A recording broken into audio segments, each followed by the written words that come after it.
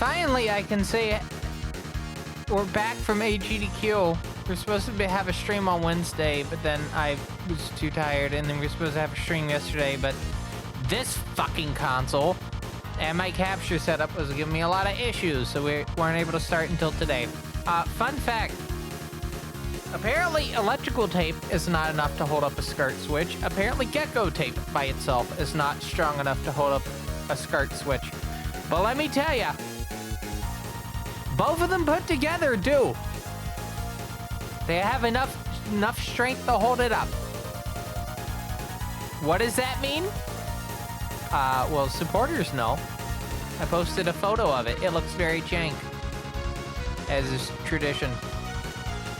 Also, I found out there's FPSs for the Palm Pilot.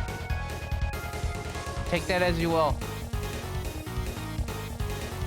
Take that as you will. But anyway, for the first time back from AGDQ, I get to say that this is a fine quality live stream from TVCR Productions, and if you're new to the stream and you were looking for some speedrunning content, I hate to break it to you, that's tomorrow. We're going to be doing what I call speed investigations for PC Engine specifically. But today is what we were supposed to do yesterday. So Atlas is a company. You may know them. They make Persona. That's probably what you mostly know them for. That's what most people know Atlas for. But did you know it's part of a larger franchise? Shin Megami Tensei is also part of it, and that Raido game that came out a couple of months back. Soul Hackers 2.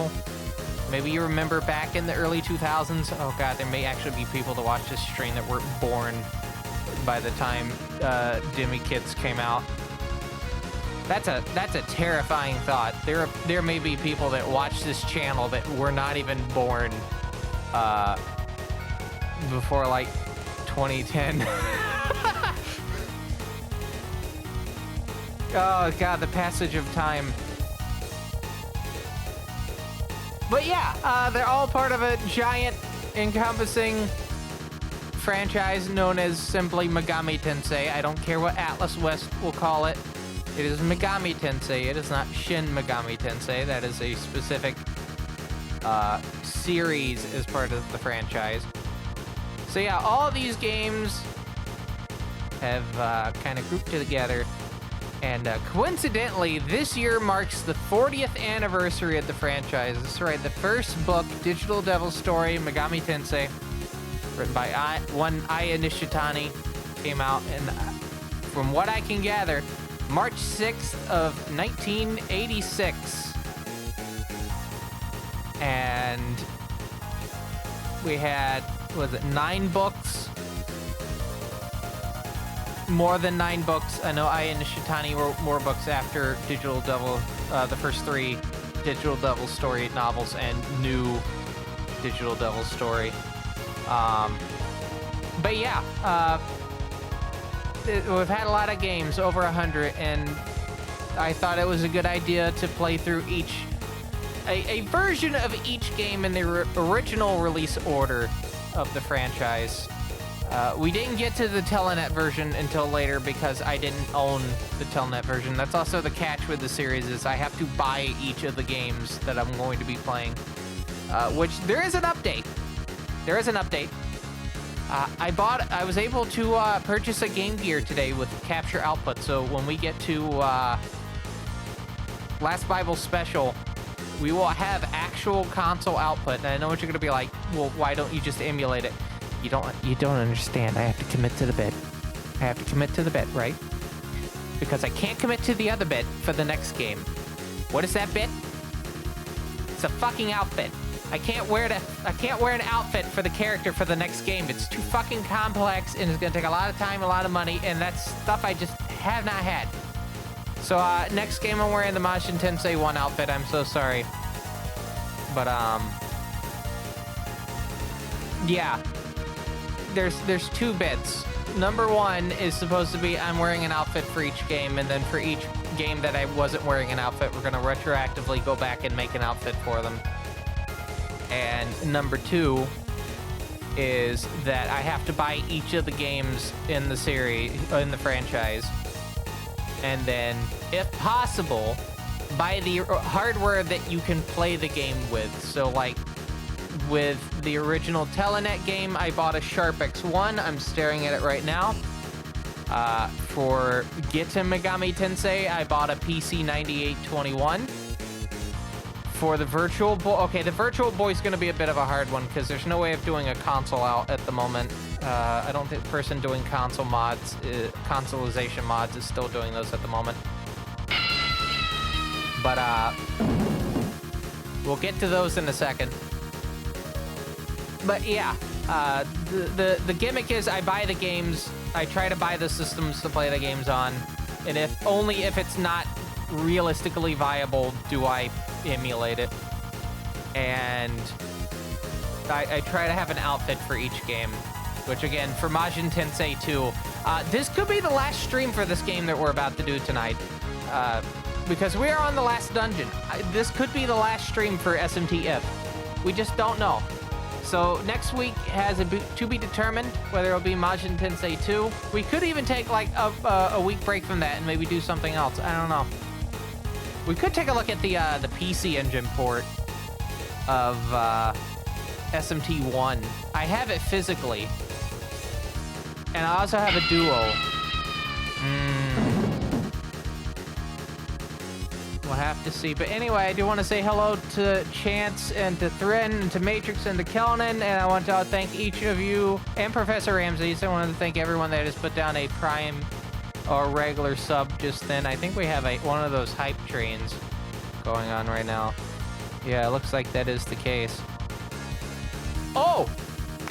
I have a thing that I can still do. I'm gonna implement it right now. Twitch extended the deadline for this, so I'm going to do a thing real quick. If I can find what it is, if I can find where it is, because Twitch's UI for the dashboard is very convoluted. It's not that. That's fundraising. That's streaming tools. That's extensions. I guess it's... Is it this? No. No, it isn't.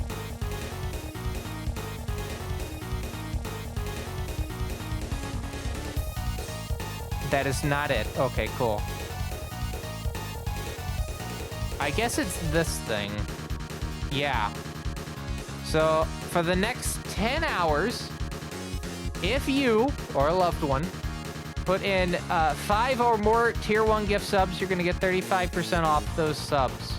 I have 2 more streams after today that we'll be doing this, but since it's the first stream back and I need to burn those hours, we might as well just burn 10 hours out already.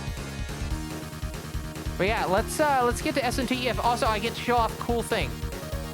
I get to show off cool thing in a bit. You saw my run at GDQ and the end was very beautiful. Yeah, I'm gonna be honest with you. It was hard for me to like keep my composure the entire run. Like I was on the verge of like breaking down at any moment. The fact that I kept my cool up until the very end was probably the toughest thing that I have done. Like I genuinely was on the verge of like just breaking down in tears the entire run. Anyway, let's skip over to the game. I'm gonna turn it off real quick because I wanna do it proper. It was on the whole time. Anyway, when the Atlas logo shows up, we go. Here we go. You may notice that the game is muted, but that's because there's nothing going on the screen. I'm gonna let the part where the music actually plays out play, and then I'll show you the cool, or you'll hear the cool thing. I have a little box on my desk here. It's called the Loudometer. I've been mentioning that I needed to buy this for a while, and since I was in Pittsburgh at the time and I had gotten paid the week before, I was like, fuck it, I'm gonna buy it. So I have this little potentiometer here, and when I do this, oh my goodness, the game gets louder. This is at half volume, by the way. Does this sound fine? I can go louder. This isn't like Dankpod's Maraca Cracker 9000. No, this is like half volume. I can go higher than this. This isn't gonna like blow out your earbuds. If it does, I apologize. But does it sound fine? That's fine? Okay, good. But now I have the volume set in OBS to where it's just the one volume and I can change it like here, you see? So I'm gonna put it back at middle. And I'm gonna grab the controller. So to explain for people that have not been watching the stream, first off, hi, how are you? This is Shin Megami Tensei If. This is from 1994. This is game 8. Technically, we count Telenet Digital Devil's Story as game number 0 for bookkeeping purposes. Game 1 is the first Atlas title. So yeah, game 0 is technically the first game, but But yes, this is the 8th game that Atlas made or published in the Megami Tensei franchise. This stars one Tamaki Uchida 1 year before she appeared in, well, chronologically in the universe, before she went to St. Hermelin in Persona 1. This is a somewhat prequel to Persona. Somewhat. Just in the fact that there is a character in this game and the events in this game do take place in the same timeline as Persona. Which is a alternate timeline of Shin Megami Tensei 1 and 2. Set off by the events of the Raito games. Anyway, we gotta get to this. So when we last left Tamaki Uchida, yes, this is the 4th version of her worst fucking school year ever. Until she goes to St. Hermelin and then has her 2nd worst school year ever. Tamaki, what I'm saying is Tamaki can't catch a break.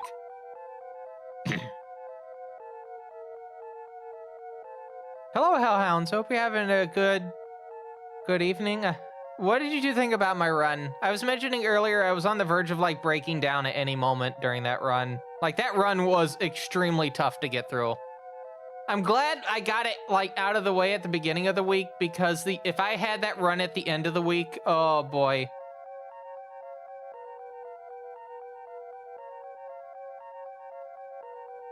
All right, so let's hit this. Okay, I'm gonna have to change my brightness real quick. Now, the thing about this volume is, I can turn it down if it's too loud for me. This is slightly too loud for me, so I'm just gonna turn it down a little bit. See, now it's a lot better. All right, I'm gonna turn up the brightness just a tad. There we go. So yeah, we're at the second to last dungeon at the moment. The final dungeon does not have any healing spots, apparently, as I found out. So we have to get through this dungeon, which we've already completed. We just gotta get to the end. And then go through the last dungeon in one go. I cannot summon... Well, if Akira's gone in a state where he cannot use Sabatoma, I will not be able to summon any demons, because Tamaki, after this floor, cannot use the comp, more or less. So we have to come up with like a good game plan, you know? That does also mean fusing specific demons. Now, I should note, when we are in the cathedral, for the most part, I should point out this is a very leave me to my own devices type of like playthrough series. If I mess up, let it be because I made bad decisions. It's funnier that way. But should I be in this area, you can give suggestions for demons for me to fuse if you're someone that has played this game before, or any other game in the franchise, especially of the Super Famicom trilogy, of which this is the last of the 3 games. We still have more Super Famicom games, like the next games for the Super Famicom, but this is the last Shin Megami Tensei game, specifically for the Super Famicom. We won't get back to an SMT game specifically until 9 for the original Xbox, because Devil Summoner is a spinoff.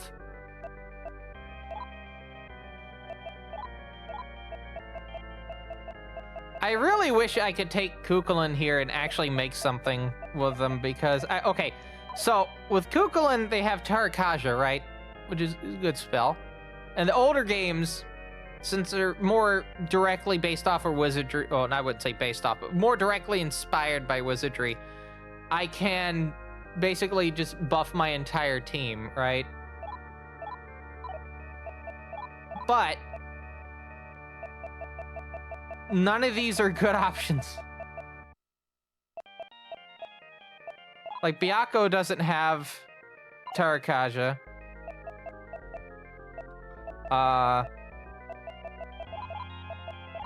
Morrigan doesn't have Tarakaja. Also, they're less health. Gop doesn't have Tarakaja.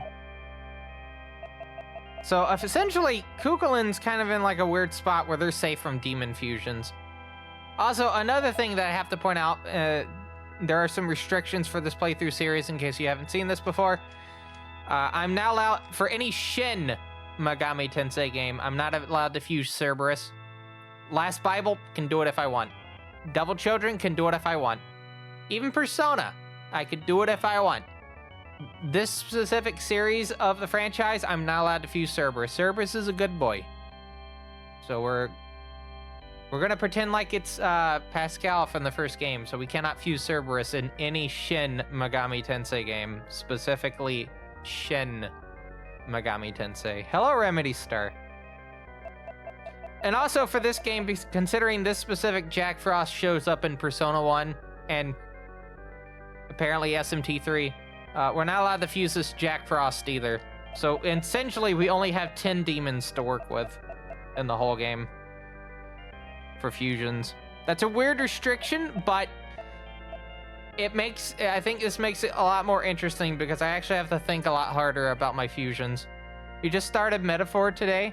I've liked the gameplay. I know there's like some people talking about like the story isn't that great. It's hard to kind of do a epic, grandiose story, let's be honest. And obviously there will be some stumbling on certain aspects of like storytelling and whatnot. I have dropped frames in my network.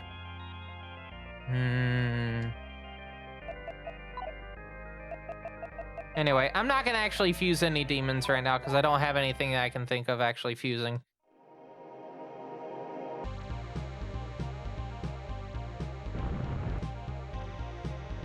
It's gonna take a bit to get back into the groove of things because I haven't played this game in like 2 weeks.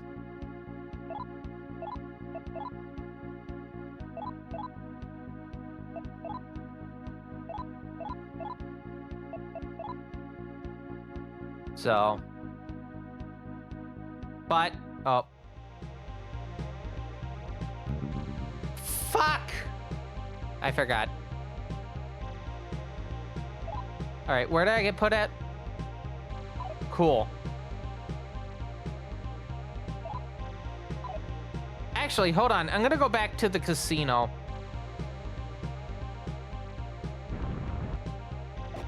There's also another thing for people. There's a casino in 3 dungeons ago. And I've occasionally been going back to it to deposit money in because we're trying to get specific armor, right? And that armor is pretty decent armor. But it just costs a lot of tokens to get it. Like right now, I think I have like 16,000 tokens.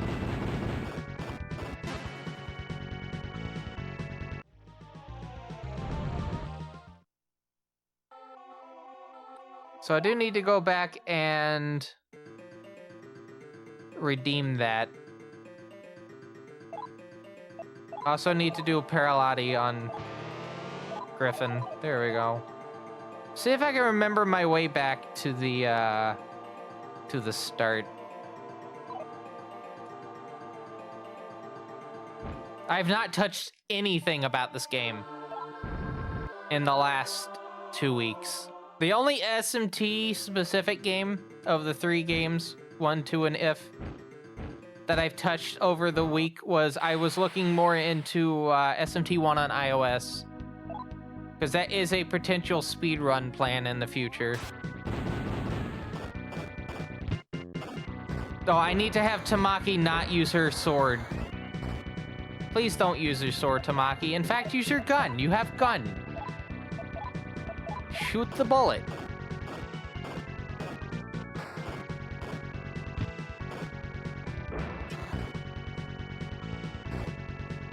But yeah, what do you think so far about Metaphor Remedy?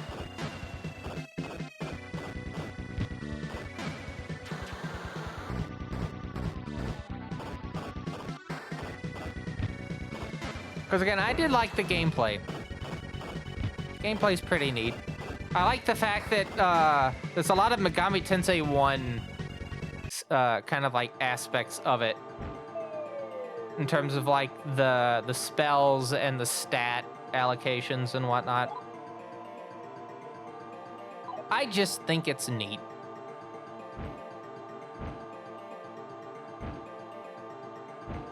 Oh yeah, if she uses Fire Sword on Fireman, then Fireman regains health. Makes sense to me. Hello, good boy. All right, you're not a good boy. You're gonna take a tumble.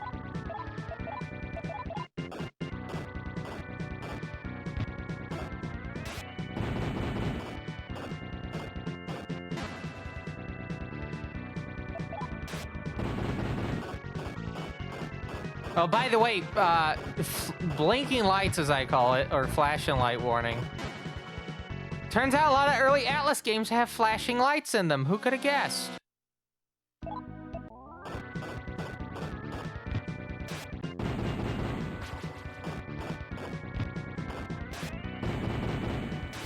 Playing SMT1 PS1 on your phone is struggling hard. Oh, I usually only start allocating luck after like the first couple of fights. Like the first couple of levels I always put into strength, and then I start putting it into luck. Because like dumping it into luck just guarantees, just raises the chances of you getting a crit. It doesn't really, it won't help you that much. You have to use it in conjunction with strength. SMT1 is also just a very broken game.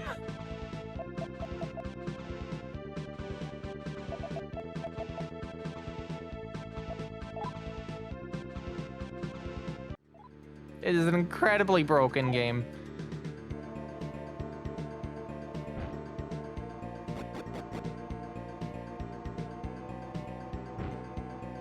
It does to a degree, but not as much as you think it would. It's like very minimal affecting of item drop rate. It mostly, for what I've known from playing through this, is it helps you a little bit better with negotiations and for crits. And then as a third, it does affect drop rate a little bit, but not as much as you think.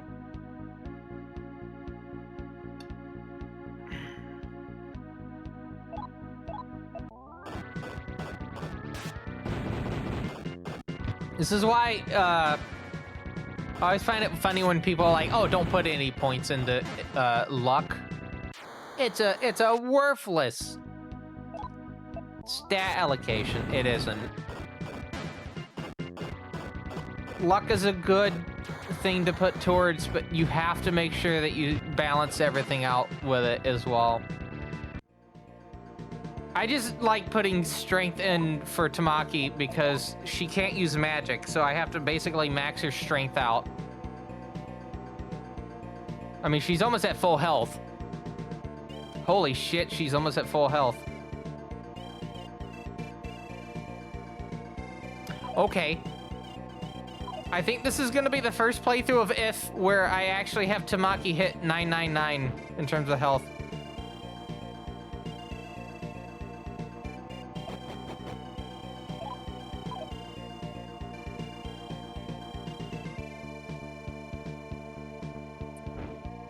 Actually, if you give me a second, I'm gonna disappear off the screen.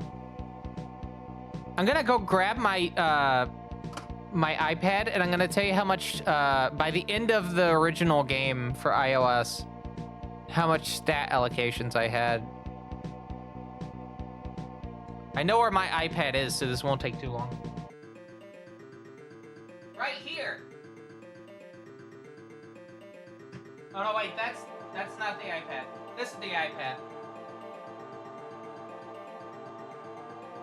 All right, I'm gonna turn the volume down because I can do that now. I'm gonna open up the iPad so you can tell I'm opening up the iPad. 73%, I'll charge you in a bit. Nope, hold on, I gotta go back to the main menu. Scroll up. I had the GDQ schedule on this iPad. This is the iPad 3rd gen, by the way. Scrolling the calendar was extremely slow. All right, give me a moment.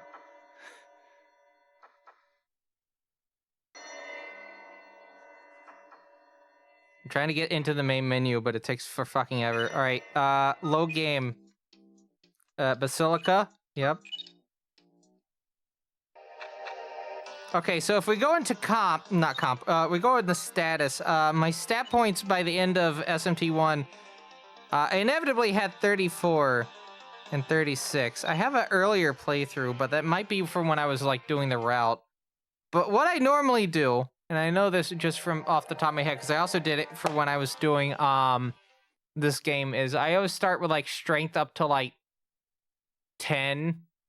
And then I start putting points in towards like luck and speed. And then sometimes intelligence. Intelligence is like the one stat that I kind of neglect more than I probably should. Oh, and stamina. I don't put enough points into stamina because I basically get all my health via strength. Oh. This exercise bike is very high off the ground. I fall off. I'm cracking my head open. Anyway, sound on, please. Thank you.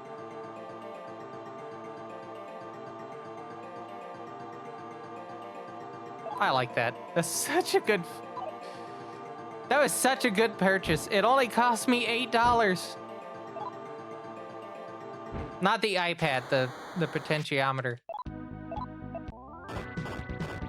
It wasn't labeled though. I had to like do a little bit of experimenting with it.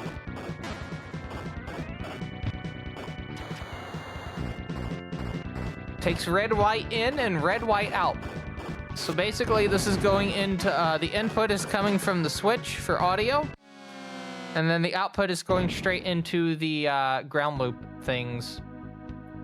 Oh, for Takeshi, Yuji, and Yuka. Oh, that's a good question. For comedic purposes, I put a lot of points into Takeshi for strength because, you know, he talks about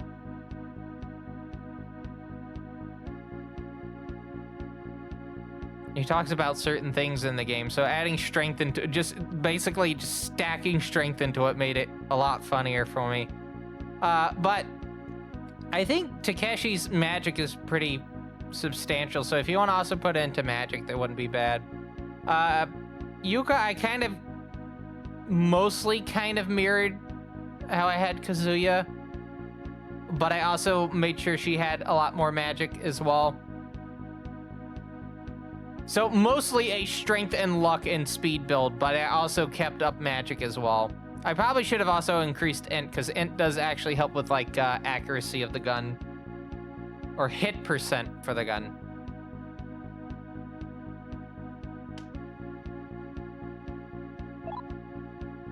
Basically, if you're gonna rely on a gun a lot for a character, raise their int.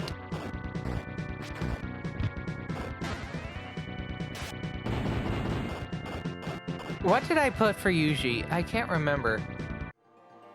I'll have to go back. I should point out, I did... there is the playthrough stream for iOS, so... You could probably glance back at that. I will note, though, because I thought it would be funny, I did start every character out with the exact same stat allocations. So each of them got 8 for everything to start out with. So I'm basically telling you how I shaped it out over the game instead of how they are at the start. Because again, I thought it would be funny because I started that bit for Megami Tensei 1 and 2. And I will do it again when we get back to Koyaku Megami Tensei. So I should explain that, what is it? Kazuya, Yuji, Takeshi, and Yuka are the names that are references for Neutral, Law, Chaos, and the Heroine. They are just names that are mentioned in, I think, what is it? Steven's Report, which is a PS1 specific documentation that came out around the time that version came out. They're just the names that kind of fit the best for me. For the characters, I know Futsuo is like also a name of the neutral hero as well, but Kazuya just sounds like a better name. Like, I look at the model, I look at the sprite of the drawn art of the character, I'm like, yep, that's Kazuya.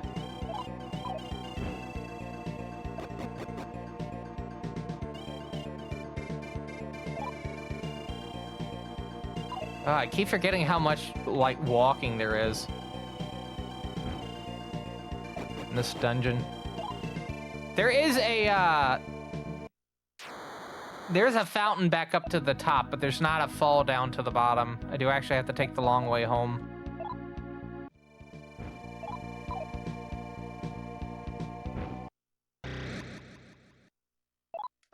Hi, Tarask.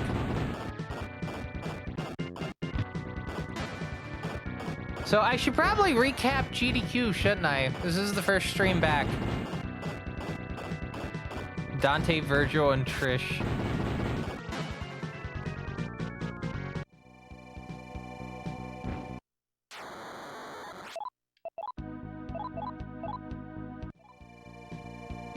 I've heard someone like mention, hold on, I'm gonna turn the game down a little bit. I have heard someone like mention calling, what was it, Yuji, Tyler after Tyler Durden from Fight Club, because I think they wear the exact same, like, jacket.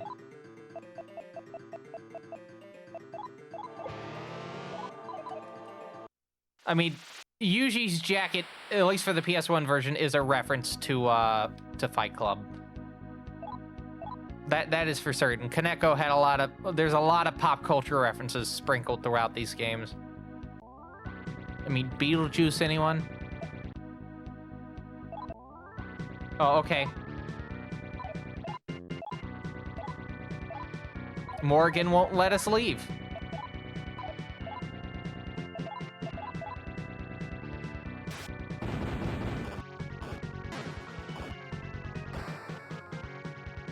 Cool.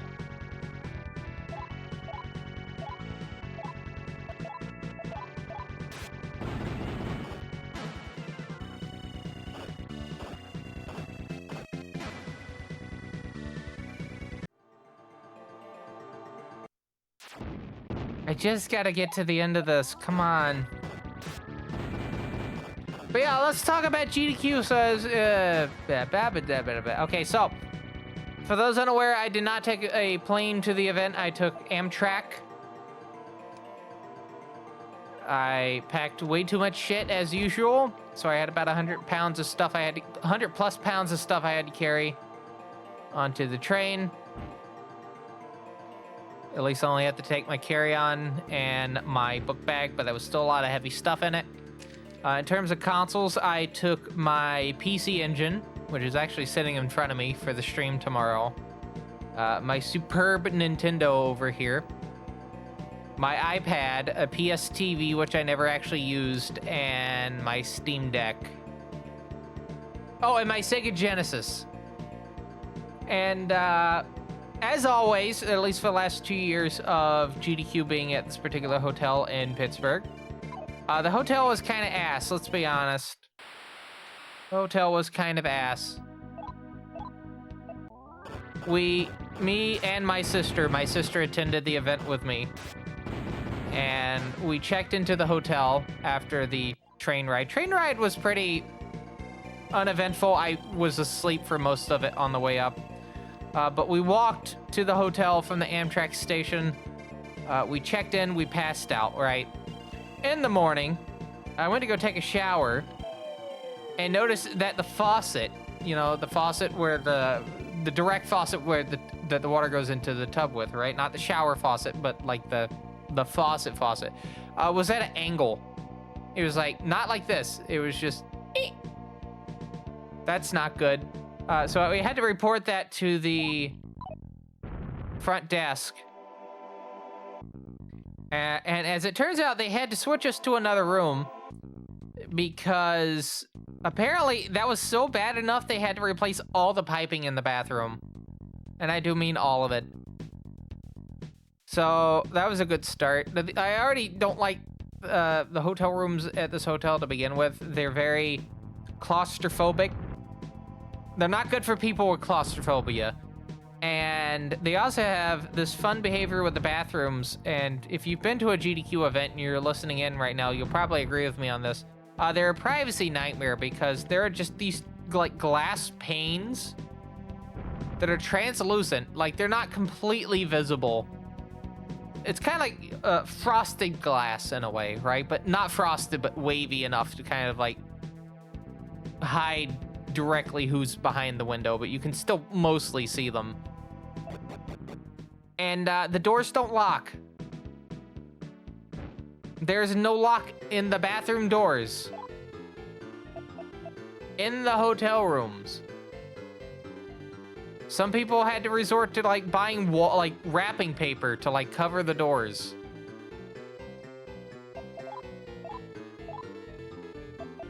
Which, in hindsight, damn, that's a really good idea. Okay, so 18482.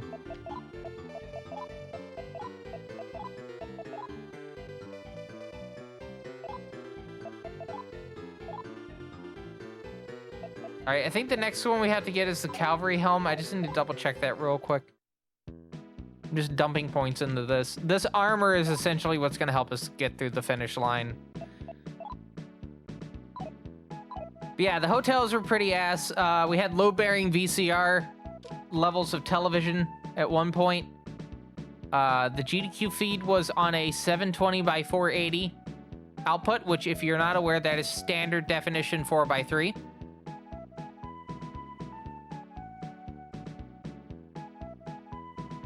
And only, I think, after Sunday, partway into Monday, had they moved over to like a 720p output for the stream. So after my run, essentially, is when we got better television.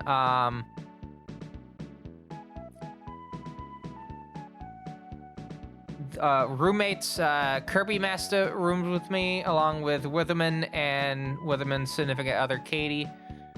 We had a pretty decent week. I think all three of our runs were pretty good.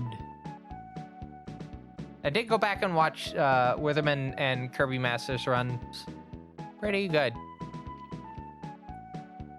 Trying to figure out what to play. I probably won't play any of these. Most of my time at the event was in the practice room, as usual, during the overnight hours. And in the mornings, basically, I would go with, like, Gygus Blues and Starwind and others, and we'd go get bagels at, like, Duncan or Einstein Brothers or Ruger's. Oh, yeah! So on 4th Avenue in Pittsburgh, which is the way towards the Brugger's, which opens at 6 a.m., there was just this Wii Fit balance board that was just sitting on the curb. If you go on Gygus Blues' Blue Sky, you can actually see a picture of this Wii Fit board.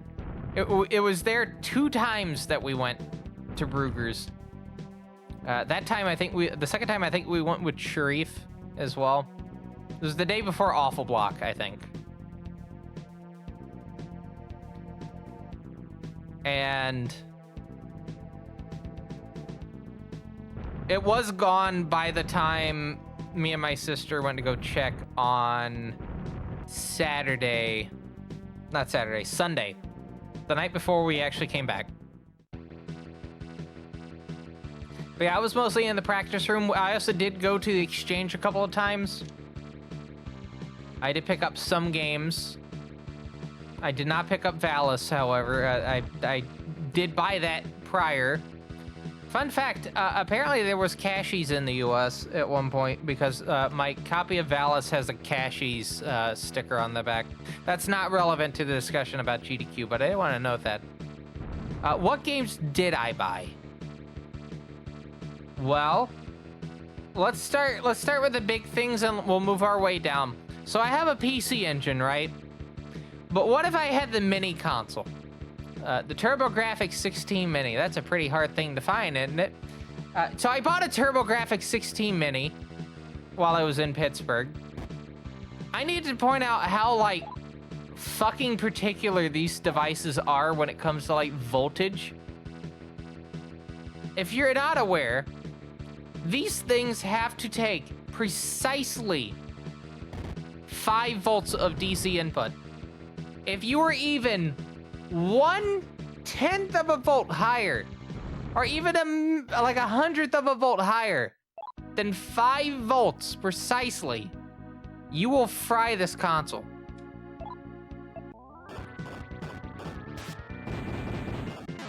Yeah, let me look at the back of it real quick. Where is it? Here it is. I'm reaching for it. I'm failing to reach for it. Okay, I have it right here. This was, yeah, here it is. This was manufactured by Hori, by the way. TurboGrafx 16 Mini, input 5 volts. Doesn't matter the amperage. Does not matter the amperage. All that matters is you only have precisely 5 volts. Now, luckily, I have an adapter that does exactly 5 volts.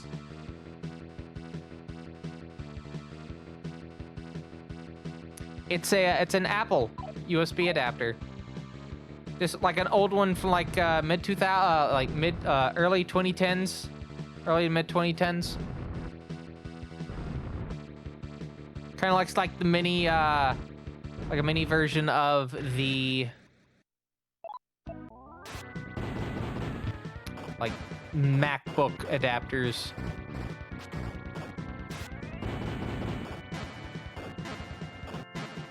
So that's the big thing that I bought. I did buy a not TurboGrafx. I did buy a PC Engine game. I bought Valis 4, which was labeled as Super Valis 4, but it's Valis 4. That's for the CD add-on. And then on top of that, I bought the sequel to Solstice, which is Equinox, which is a game I've actually been looking for quite a while. It also has a Tim Fallon soundtrack as well. Kind of similar gameplay, but there's also combat in this one compared to Solstice. I also bought 2 Looney Tunes games, one for Duck Dodgers and one for Tiny Toon Adventures, not Looney Tunes, which has the unfortunate title of Buster Busts Loose.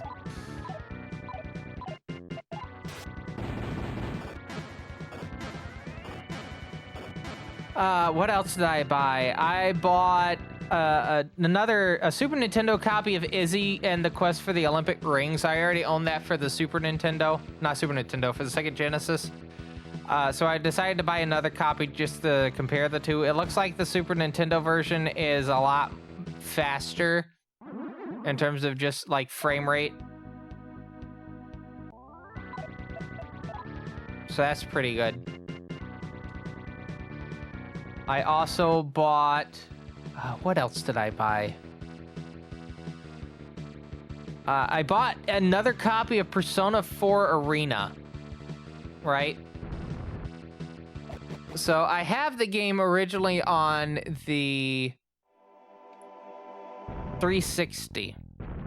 I was like, well, I have Ultimax on PlayStation. I don't know if I really want to have it on I don't want to switch from one console to the other for both of them. I would like to kind of keep them both on the PS3.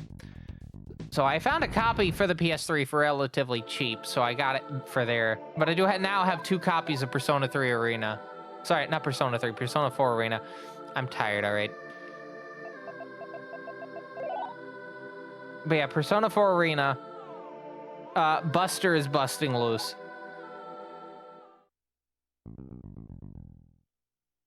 I also purchased... Ah, dang, it's over at the desk over here. Hold on. It's at my workbench.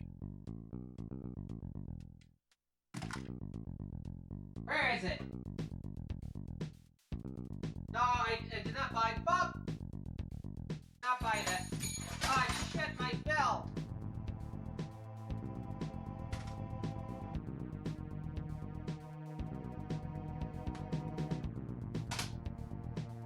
Yep, that's it. I did not buy that. I did buy that.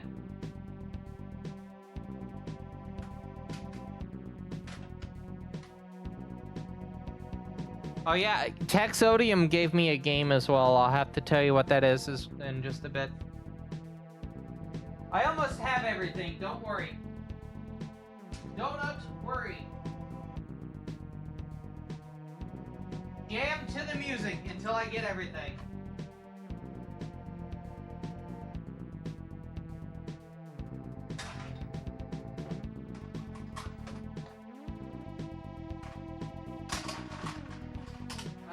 Nope, that's not it. That's not it. That's not it.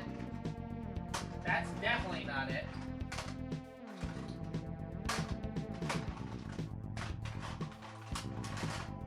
Yep, that's Valis 4.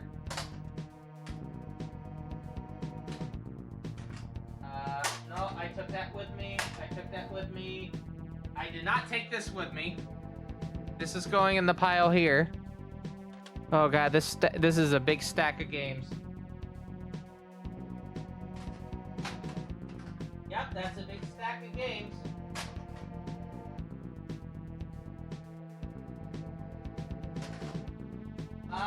Is that everything? No.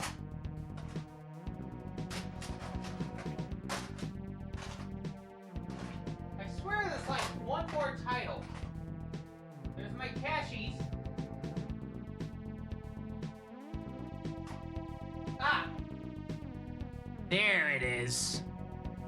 Alright, I think I have everything in this pile. I have to preface this with the words, I think.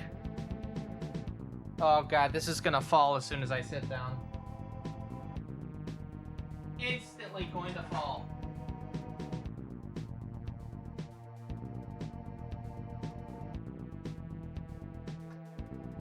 Anyway, let's get to it. So, bought a couple of games. Now I can go through them in order.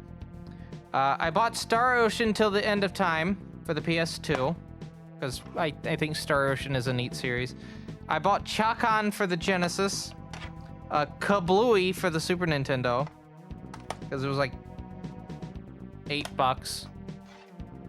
Another copy of Izzy and the Quest for the Olympic Rings. I brought my copy of Valis for some reason, just because I want to look at the Cashies logo on the back.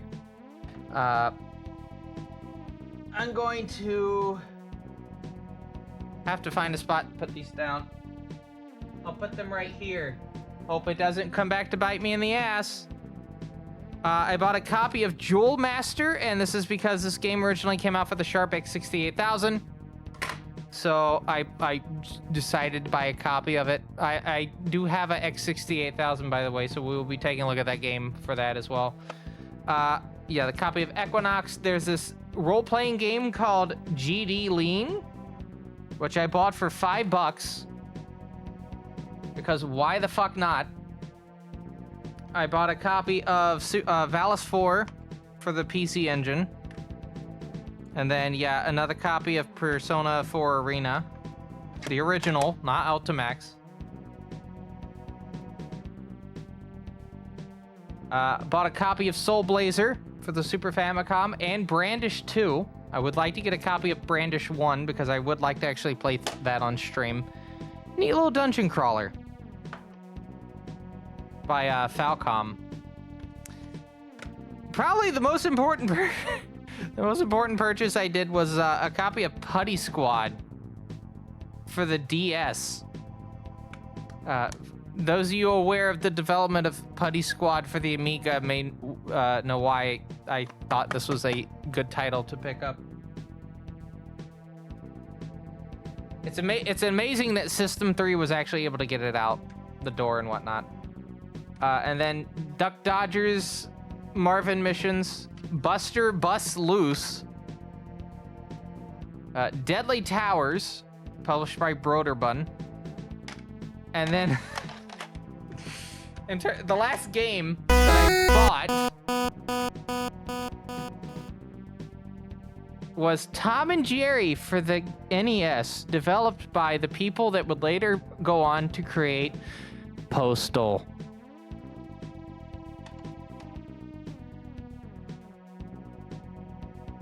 The Postal devs made Tom and Jerry for the NES. Keep that in your head.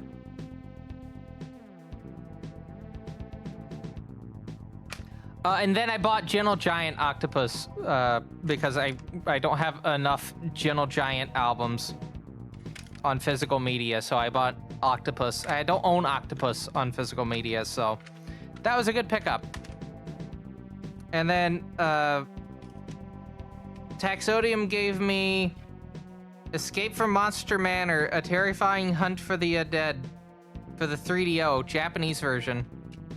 I don't own a 3DO, but be an interesting pickup. Your uncle works for Running with Scissors?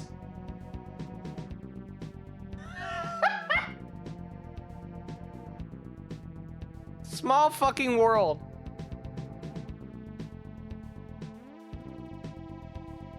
Small fucking world. VP of wait. Hold on. Why does that...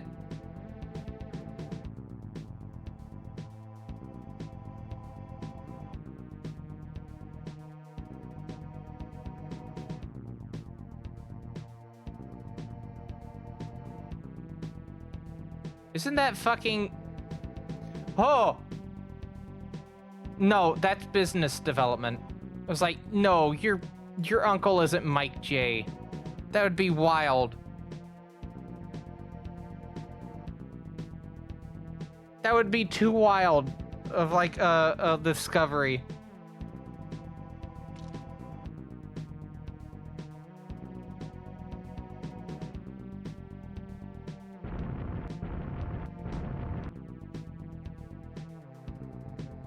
Because, yeah, Mike J is VP of Business Development. I don't know about game development, but definitely of business development.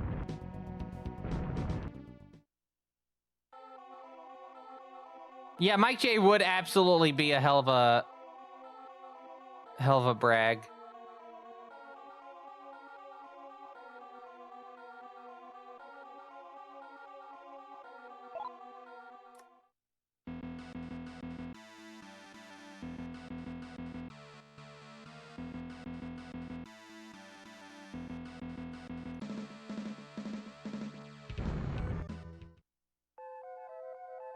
All right, so we're gonna skyrocket up here.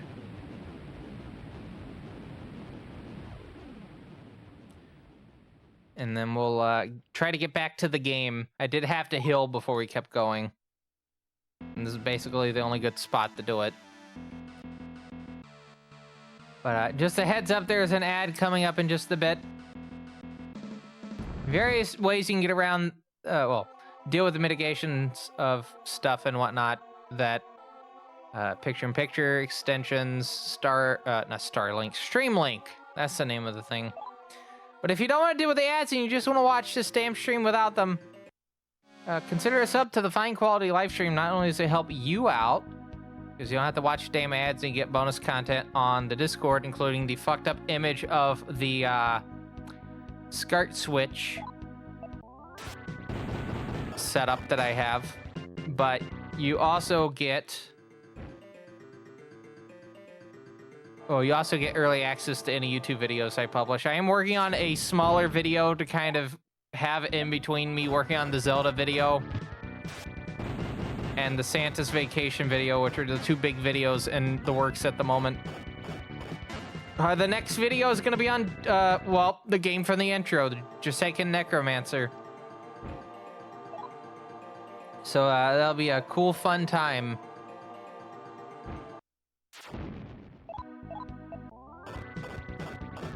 And, yeah, basically all the funds I get from the stream inevitably go back into the stream themselves through equipment purchasing and whatnot. For instance, the Game Gear that I got. And at this point, I'm going to do an interesting little video on PDAs, because I seem to have way too many at this point. I want to do like a good comparison between the M500 and the M515. The M515 basically being like the last of the 500 series from Palm. And I think it'd just be neat to have a good comparison between the two. Like, which is actually better, having a color display or keeping it monochrome, like black and white? I will say the one thing I don't like about the M500, if I can gripe a little bit, I mean, it is my stream, but I do want to be a little bit considerate. Okay, so a good example. I don't have an actual Palm 3, right? I have the M... I don't even have the M. I have the Handspring Visor Deluxe, which is made by people that made the original Palm Pilot, but not actually a Palm Pilot. But it has the Indiglow blue, right? Indiglow is pretty good. But the backlight for the M500 is not indigo or indiglow. It's just the standard white backlight. I think indiglow is a bit kinder on the eyes. So that's like the one downside to this. Oh, there is a downside to the handspring. I put a pair of... I had to swap out the batteries because I've been starting to get into like flash modules and whatnot, backup modules for the damn thing, and it turns out those drain the battery really bad. So I decided to go and swap the batteries, the lithiums that I had in it, which last basically the whole GDQ trip, and I decided to put in some alkalines. Those didn't even last one day. The thing died on me overnight because an alarm went off. And apparently it just kept pulling the flash module until the thing died. And the super capacitor on the board is dead as well. So like it just wiped the whole system. Now luckily I have backups, so that's not like the worst thing ever, but...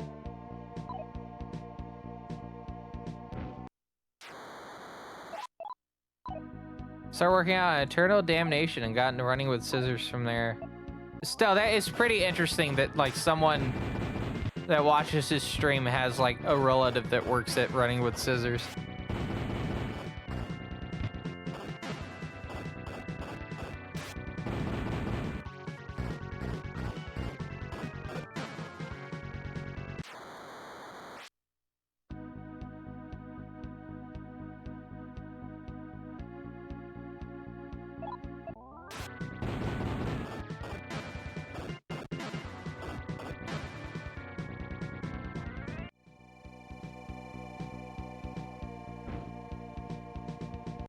Oh, we're at max magnetite. Holy shit.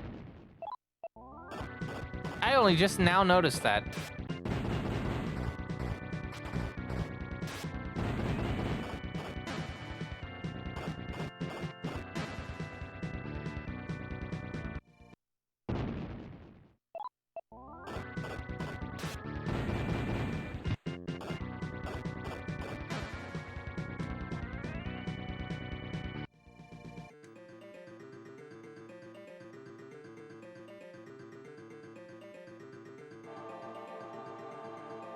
Sorry, I'm bringing up a list at the moment.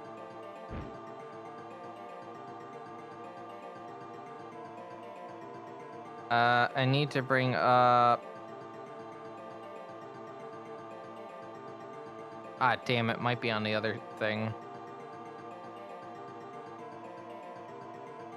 Or maybe it's on here, I don't know. I have to see.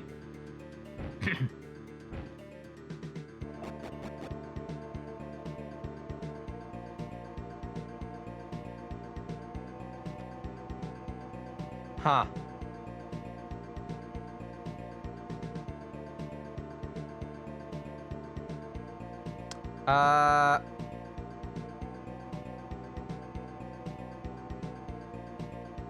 Cool.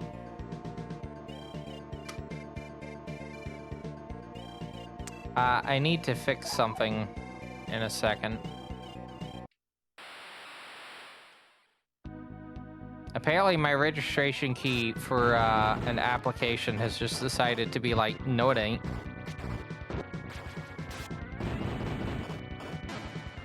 Yeah.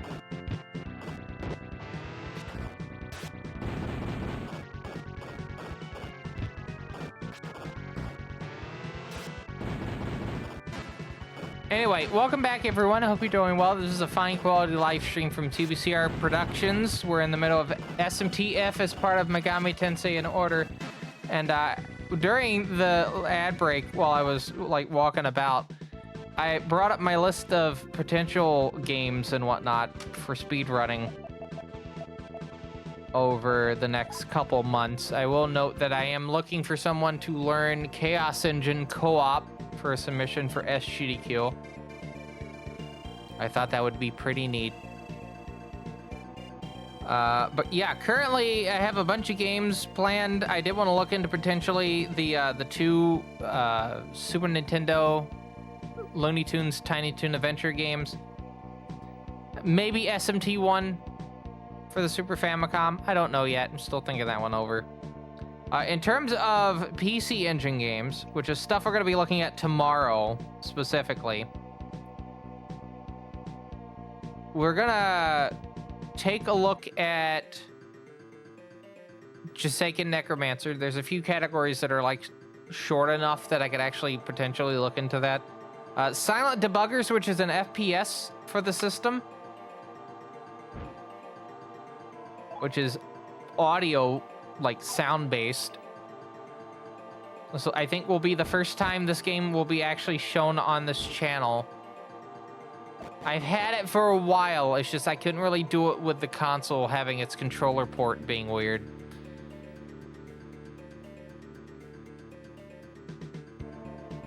JJ and Jeff, which is the English version of, was it Kato-chan and Ken-chan, who are two famous Japanese comedians.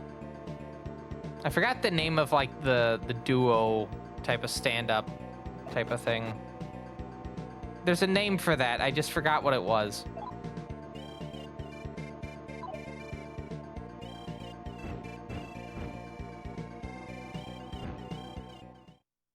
Downtown is a good example of another group that is of similar variety. Mashin Hiro Wataru is another game. And there's a few more, but I wasn't able to go through it fully. I need to get some more titles for the PC Engine. There aren't CD-based. Some more HuCard games. For the Genesis, I have Valis 1, and when I inevitably buy it, 3.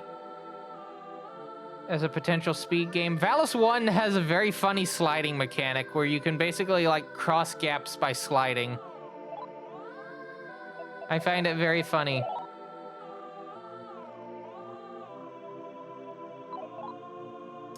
And then Izzy and the quest for the Olympic rings, and then I have to take a look at the other games to see if they're like if there's any like viability to them. Maybe. No NES titles. I didn't actually look at any NES games while I was at the event because I didn't have my Famicom with me. So, jury's out on that currently. For MS-DOS, I'm still potentially considering Chubgam. You know, I'm running out of options for like first-time games. This is like even thinking ahead to like SGDQ submissions. I may submit Chubgam again. I tried looking into Leo the Lion a little bit more. That game would not run correctly on Steam Deck. I had the hardest time trying to get Leo the Lion working on the Steam Deck.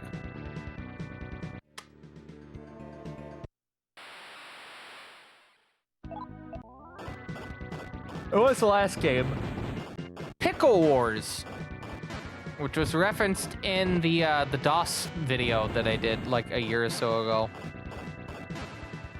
And then for PC, and this is probably gonna go straight into the, yeah, no, I'm not doing this territory. Wo Yaoda, which is a game from Taiwan. I believe it's Taiwan. And it is kind of like a fighting game, like a beat 'em up type of affair, but very bizarre. That is, again, in the maybe territory. There's some other games that might take its place in terms of like PC games I might potentially learn for speedrunning stuff. Because there's no running mechanic, there's no jumping mechanic. And yeah, that's basically it. There's no running or jumping. You basically just bask in the weirdness that is the game.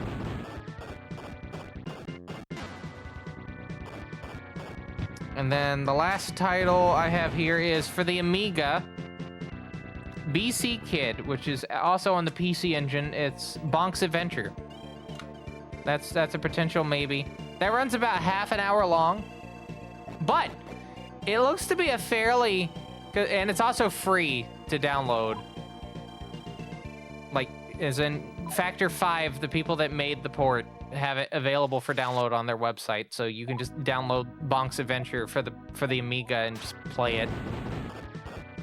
It's a pretty decent port. I actually played through it a couple of days ago. It's a pretty decent port.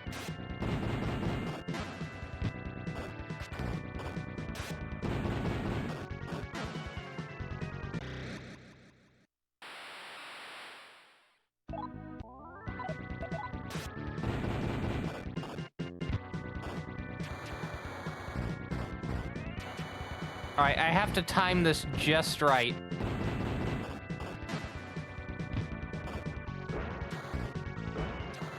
You know, I just realized going all the way down to that one dungeon, mainly only good for the casino. I forgot there's a fountain on that dungeon. Oh, well. All right, I need to hold B.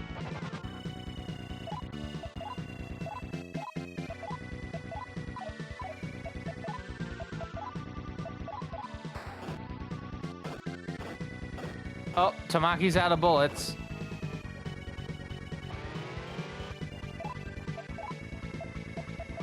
A lot of darkness bullets. We're gonna do Medusa bullet for the time being, though.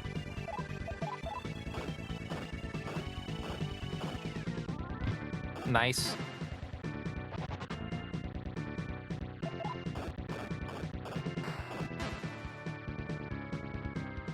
Very good.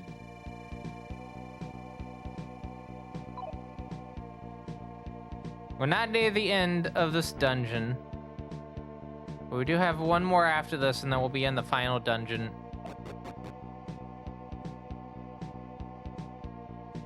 Will we get to the end of this game tonight? Again, I don't know. Maybe I should put a prediction down. Will this be the last stream for SMTF? I kind of started later than I was wanting to. So the plan was I was going to start at 2, right? And I was going to stream till about 8, 9 o'clock. But then my dad called, and I was stuck in like a almost 2-hour conversation with him. He needed help with some antennas. Okay, so like, I used to live in like the sticks of North Carolina, right? So you can probably guess that television reception is a bit hard out there. So he has 3 antennas trying to pick up Channel 9, which had the game, the football game. He wanted to watch the football game. He's very into NFL. I want to watch the football. Also, he watches Formula One racing, which that was a bit of a shock, considering how much of a diehard NASCAR fan he was. Just saw him one day just watching F1.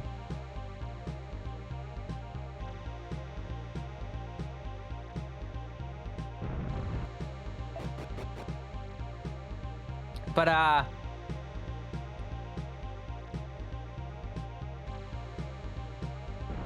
need to actually lock this in. Hold on. I need to lock in those level increases. There's no proper game over in this game, but I would want to make sure I have that level update locked in case, you know, like the power or something goes out.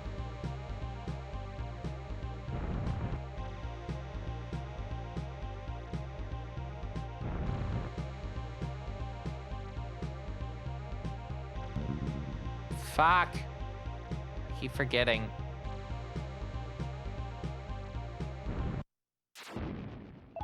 Hi, Nyarla Hotep.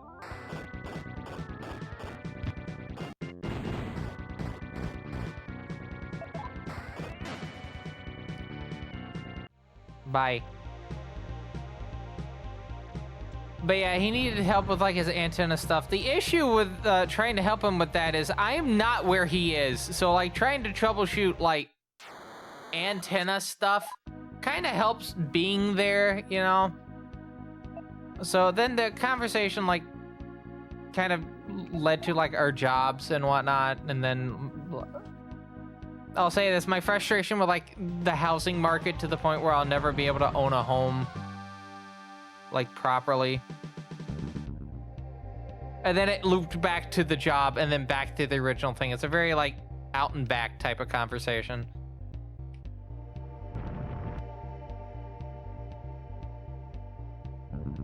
Fuck!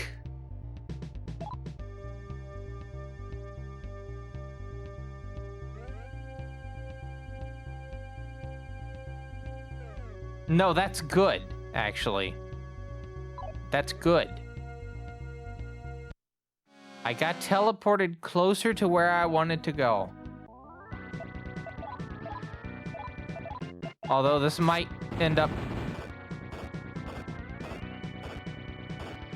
No, that worked out fine. I was about to say, that was about to like end up not working out for me, but it did. But yeah, that's the reason why the stream is starting like in the evening time. This is still earlier than like most of the streams I have. So yeah, just in case you're new to the channel, most of the streams as of recent have been starting at about, at least on the weekends, between like 8 to 10, but most of the streams on the weekdays are start between like 10 and 11 p.m. I have a day job. It's weird. It's from 10 a.m. to 7 p.m. I'm not really immediately in the mood to stream right after work. I used to have like a morning schedule, but I ended up missing more streams than I had. Because if I had like one bad night of sleep, it just like cascades in on itself, you know? So we've been on a, we've gone back to evening times, but the streams usually go between like 10 p.m. to 3 a.m. on weekdays, and then start in the evening time on weekends and go until whenever. Except for like the streams on Sunday, those have to end at 3 a.m. because of work.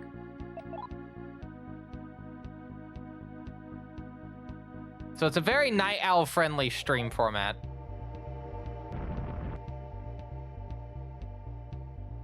But you know, maybe you're not a night owl. I can't blame you for that. I will mention, I do have a VOD channel. Release all the streams from this era of the live stream. And to answer the question as to what does this era of the live stream mean? Well, if you go to my Blue Sky post, you'll see what I mean. Eras are kind of signified by outfits.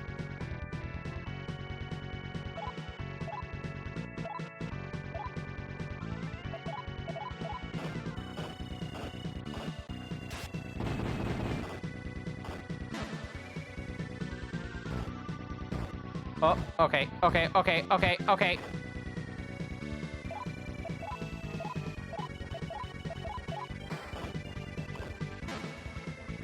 Got a crit of almost 600 right there. All right, hold on.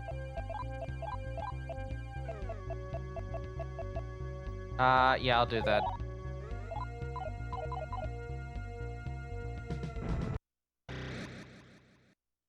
I don't know why I did that. There's a healer right here.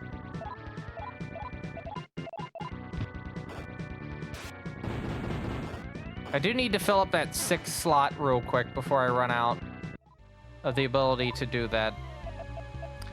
I guess we'll put in, oh no, there's alignment clash.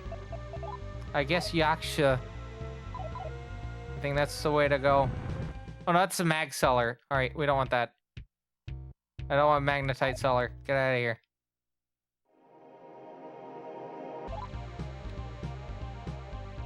Yeah, I need to go 2 down. I guess that'll happen now. No.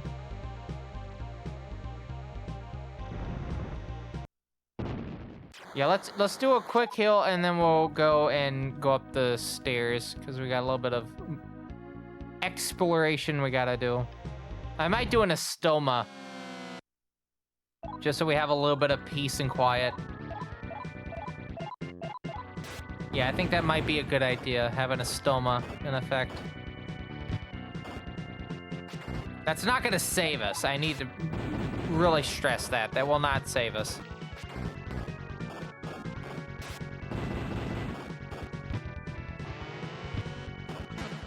Going on your lunch break? Okie doke. Have a food. Swap from phone to PC because you're getting your SMT. That's right, I'm a little mouse. I'm talking very quiet.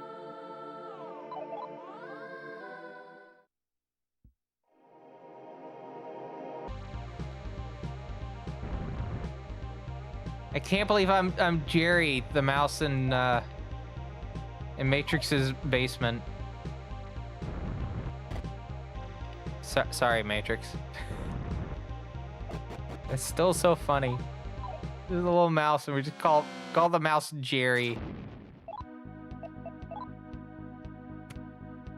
Nyarlathotep would actually be a good like demon to have, but I will never get it as a negotiation.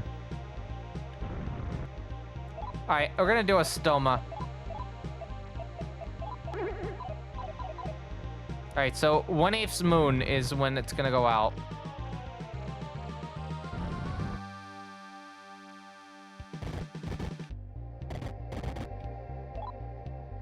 Where the fuck are we? Oh, okay. 1, 2, 3, 4, 5. Back invisible. Go back. Up. 1, 2. Okay, can I go? I can't go backwards. No, I might be able to go backwards. Hold on.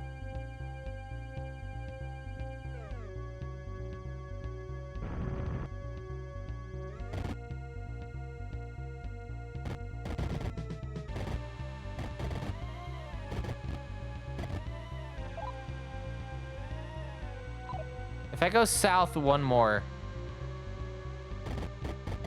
Okay.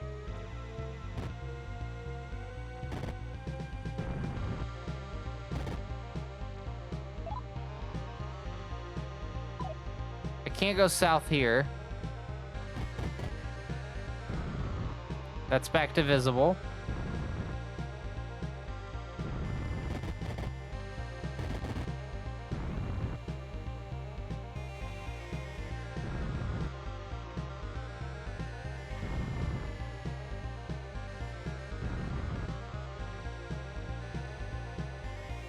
I got one more. This is the one we gotta leave through. This door. Yep.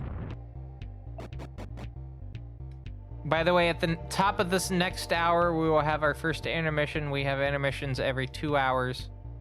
Try to. And this will be a 5-minute intermission. Yeah, 5-minute intermission.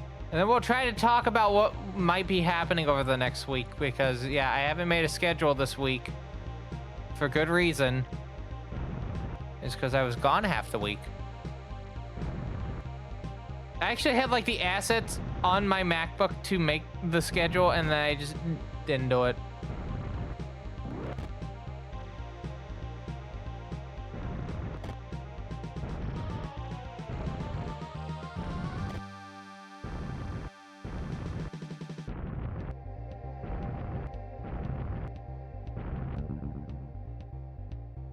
Right, we should be in a good spot now. Yeah. If I wait a little bit, I can actually take advantage of the full moon to go for a jewel, but I don't think we will. I need to take advantage of the stoma as much as I can. I will note, though, we will have speedrunning stuff tomorrow. General overview is at least 2 streams in the next 5 days are going to be speedrunning related. Will it be stuff I've done before? It's probably going to be new stuff.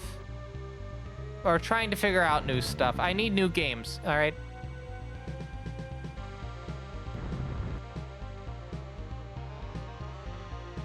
Bad news for those hoping for Marathon Monday. There will not be Marathon Monday. We did have a Marathon Monday at GDQ. I just could not get a run going. I had such a hard time getting a run going. I think one of these is a fall. Got a duck for now. I did have fun at GDQ. Yeah, I hope you have a good night, Hellhounds. And thank you for the welcome back. Yeah, if you've not seen the GDQ run, if you're watching at the moment, that I did of Rise of the Triad, Ludicrous Edition, is on GDQ's YouTube page. Definitely go take a gander at some point.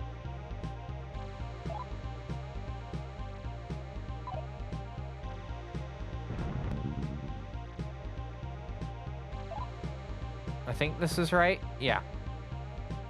Yeah.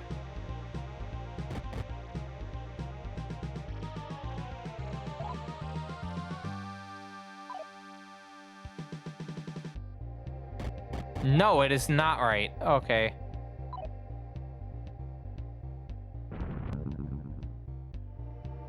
I did this wrong.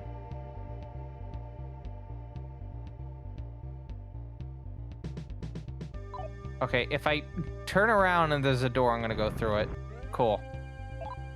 Because this is the right door. Yeah.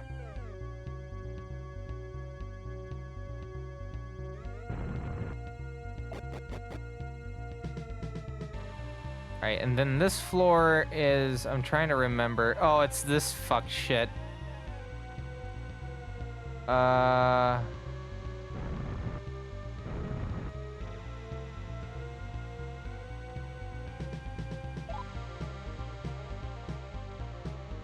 Okay, so I need to go in here. And then go south. I said south. Thank you. And it's not this one, it's this one. Alright, now we're in the last dungeon of the game. And this is the last dungeon. I did look into it. This is the final dungeon of the game.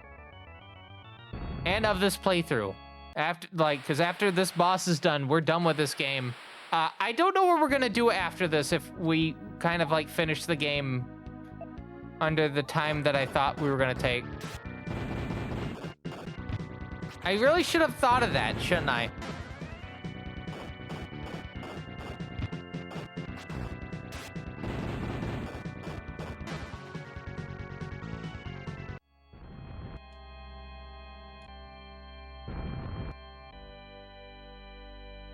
Alright, I'm trying to find a good spot that I can actually use to comp. Cool. So I guess that middle part's where I need to go.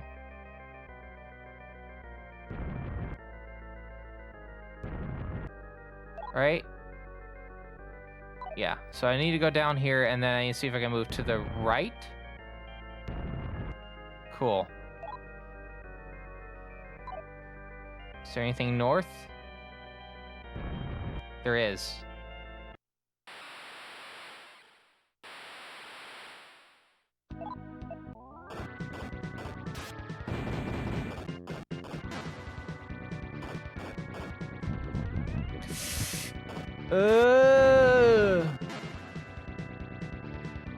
That's the danger I got with this dungeon. I can get Mudo'd at any moment.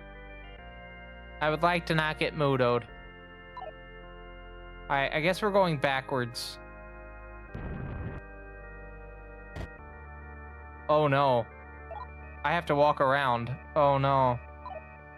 Oh no.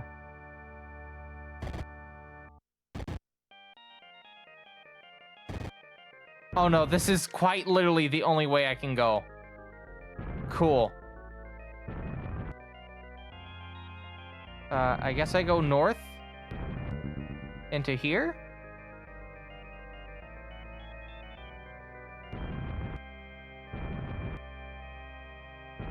Can I go east? I can.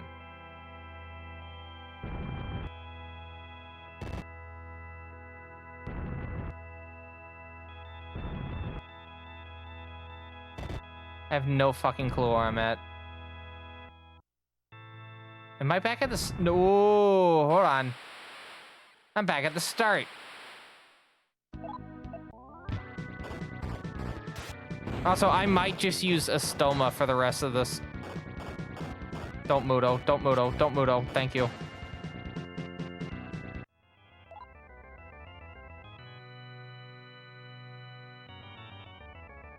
Okay, so I need to go here, down here, and then up? No? West?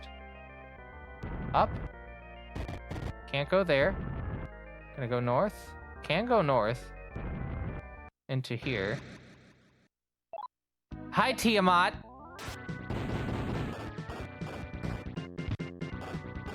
By the way, as a notice, I don't know if you know this.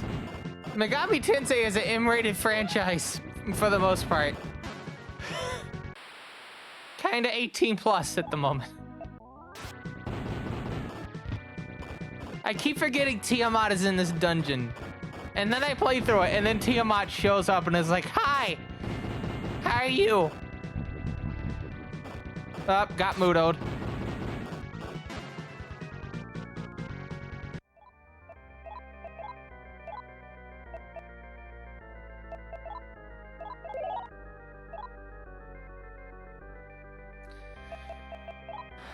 Sabatoma on Griffin. No, actually, I'm gonna swap Griffin out with Nagaraja. I think they have some like use in the thing. I have Soma, right? Hold on. I need to double check that I have Soma.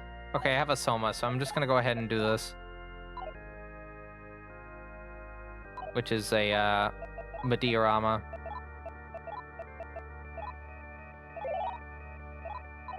Or Mediorama. It's the same thing.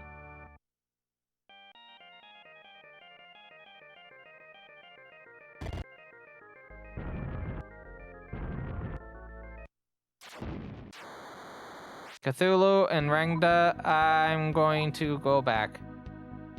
Please let me leave. Thank you.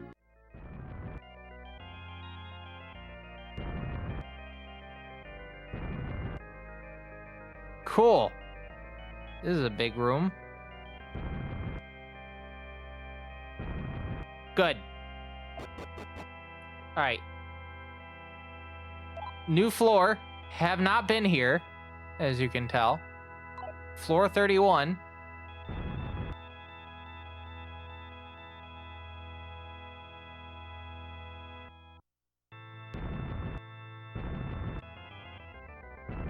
Uh-huh. That goes back. Uh-huh. Where am I at? Looks kind of similar. Oh no, am I gonna have to map this shit out? Oh no. Alright, I think we're in nightmare mode. Okay, we're in nightmare mode.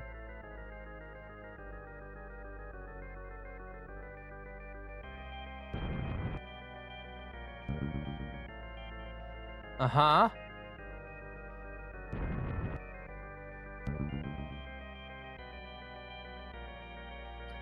This is some good old fashioned wizardry bullshit.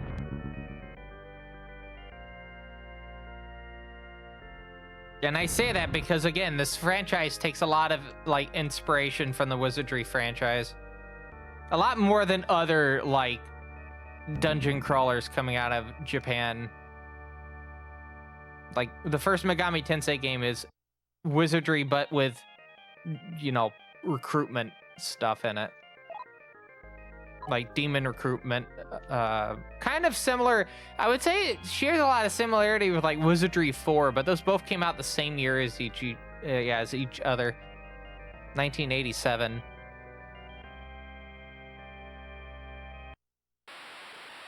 Oh dear.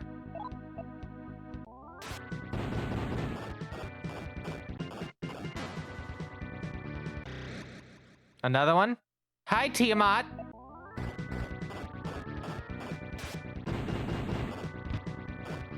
Say hi to Tiamat, everyone.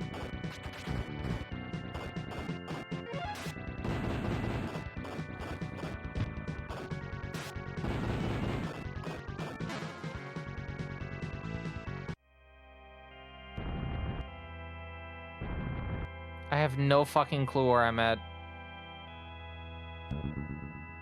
And there's no map. I have to get back to the start in order to see where the map is.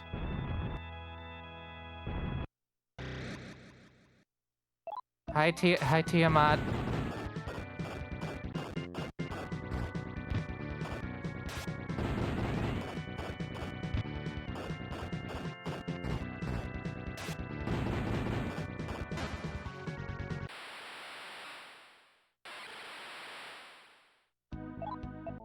Oh, we're out of Astoma. I need to plop another Astoma in.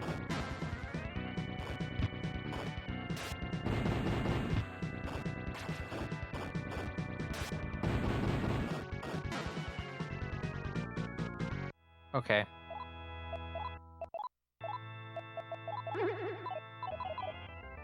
I don't think that's gonna help me much. Okay, cool. I have a comp access now. Okay, so I've been walking in the same 3 hallways over and over again. That's good to know. So I need to go... Oh dear. I think we're gonna be stuck on this part for a good bit.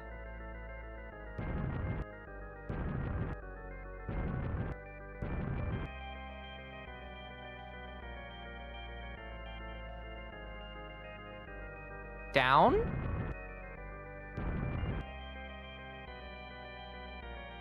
That leads to a teleporter. Alright, so I'm gonna walk here.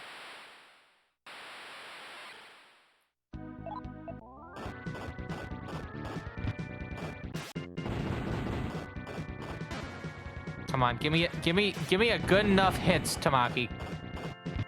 4 hits, that's good enough. We're gonna have a level up at some point.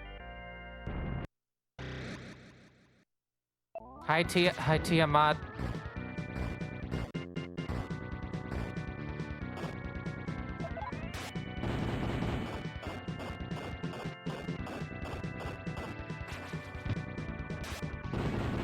One, 2, 3, 4, 5, 6, 7, 8, 9. Okay.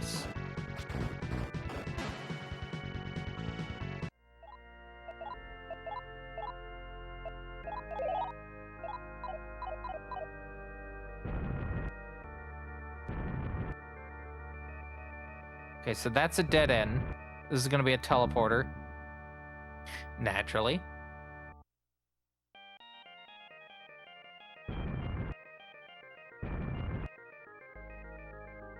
That's gonna be a teleporter. That's not a teleporter. That is a teleporter.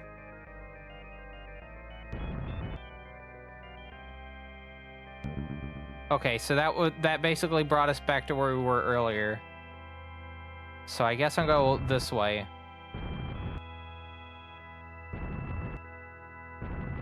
Back to the start.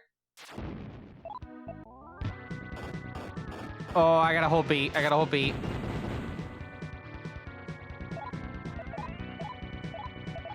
I think Cthulhu is actually immune to fire, so I need to do this.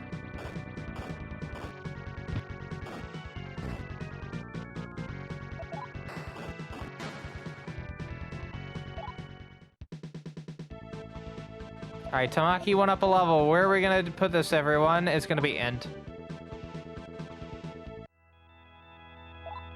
How much more does... Okay, so yeah, we're back at the start. We've made, like, very little progress. Oh, boy. Okay.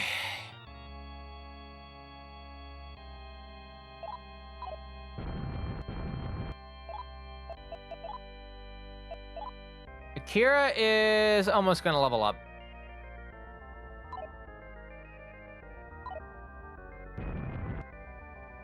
So it's here, to here, to here.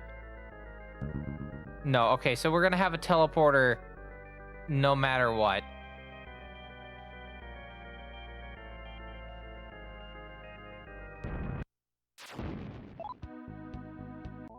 Okay, I'm just gonna do one little test. I'm pretty sure that Tamaki is... Yeah.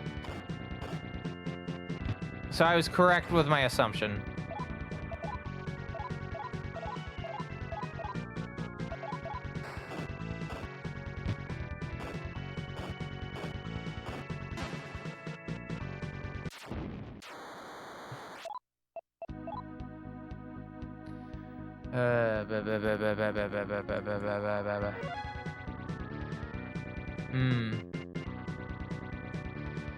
Okay.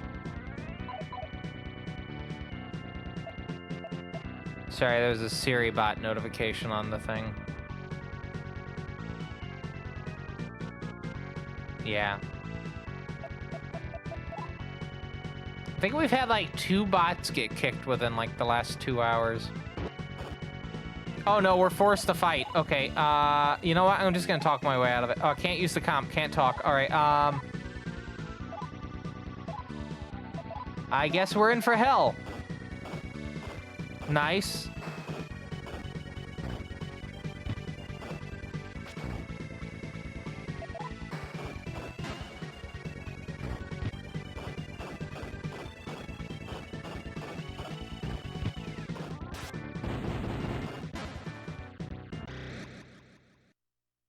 Hi, Tiamat. So glad to be able to go back to Fire Sword. Don't know about you.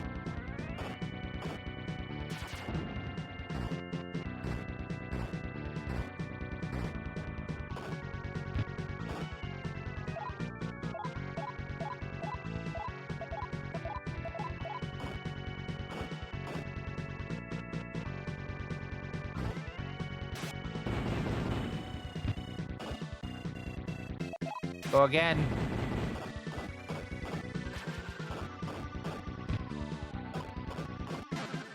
Thank you.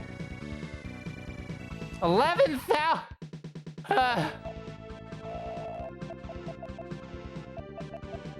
We're raising that in stamina. Don't know about you. We're raising that shit in stamina. All right, teleporting again. Oh, I have 2 choices this time. This way. I can go back. Fuck. I bet we've gone back to the start. You son of a bitch.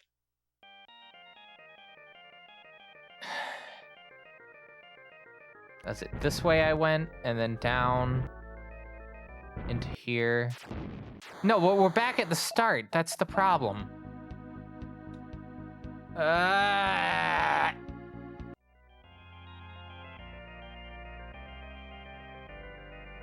Watch, I'm gonna go through this door, and we'll be back at this spot again. All right, so we filled out more at the bottom area. I guess... Okay, I'm gonna have to float in the air a little bit. I hope you're ready for this. I need to point out where I'm, like, talking about, but it's a bit hard to do that when I'm, like, right here. So... If I could please float in the air. There we go. So, right here, right? I think we need to go down into this area. Because up here, obviously, does not have anything of note. I don't think that's the staircase. Because, well, there's a doorway here, and that doesn't have a blocked-off wall. And this is clearly part of this hallway. I don't know what the fuck this area here is. But... yeah, so we just gotta get all the way over here again. More or less.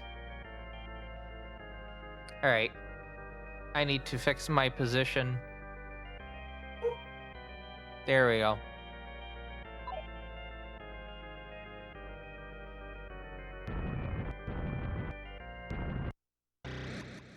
Hi, Tiamat. I don't even have to, like, wait for Tiamat to spawn in. I'm just like, hi, Tiamat.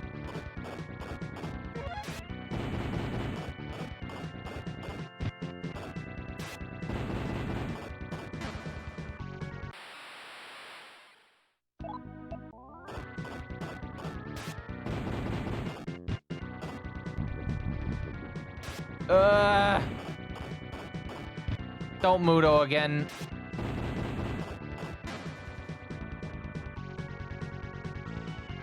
Don't get a chance to Mudo again. So we go up here, into here, up to here, over to here, teleport. And I think we go down instead. We teleport again. Realize we made a horrific mistake. Try again.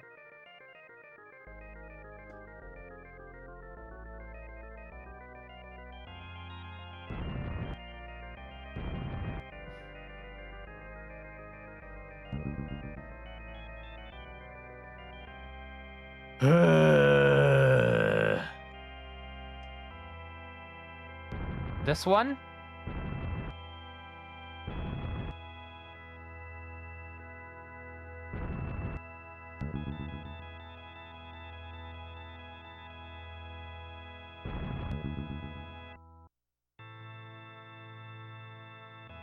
This takes me back to this, yeah.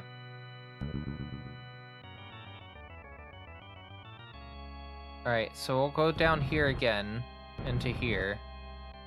Go into here again. Forget that that's not how that works. We go into here. So instead of going this way, I'm gonna go this way.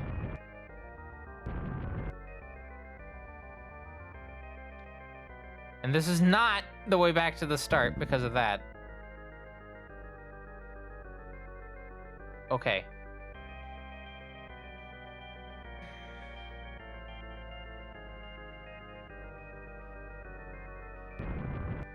I'm gonna make a mistake. I'm gonna make a mistake. What the fuck is this? You are fucking kidding me. This is the start. No, no, no, no, no, no, no, no, no, no, no, no, no, no, no. This is the start. Okay, watch. I'm pretty confident this is the start. I'm gonna hit R. You fucking watch. That is the only hallway I've seen so far that it's been like that. Unless there's another hallway on this floor that's like that, which I don't trust that one fucking bit. It's gonna be the same fucking hallway.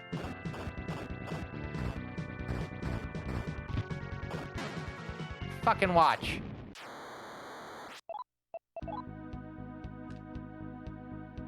Actually, do keep me in battle. I do need to actually get the,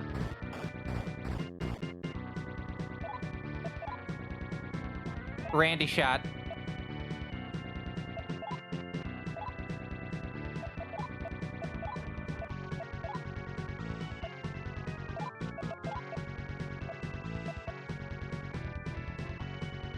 I'll keep that. All right, let's go.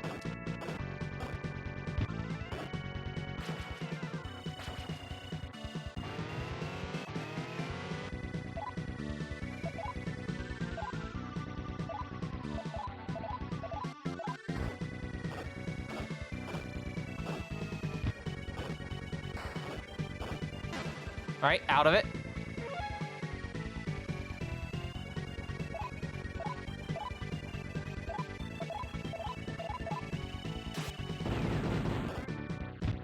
$500. I think that was 500.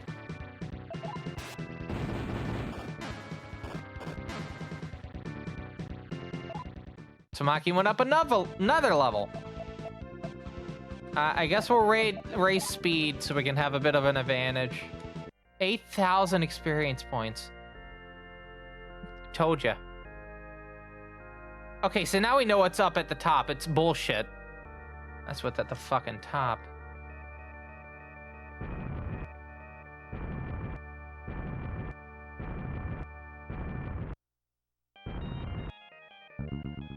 Okay, so we teleport to here.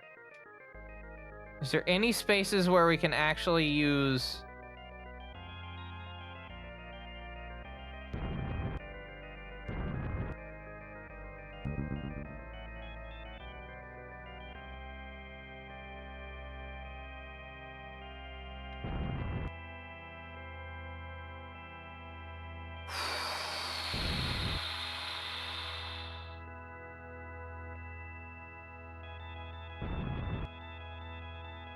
I did it again. No,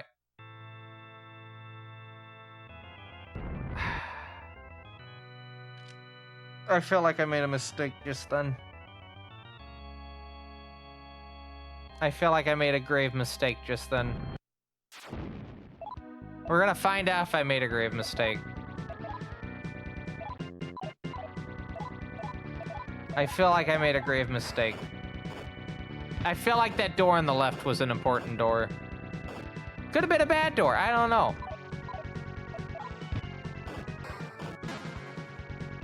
Would help if I could look at my comp.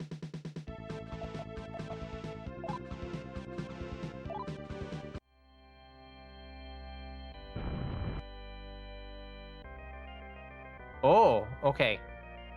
That's good. That's good. That's bad. Is good? I don't fucking know at this point.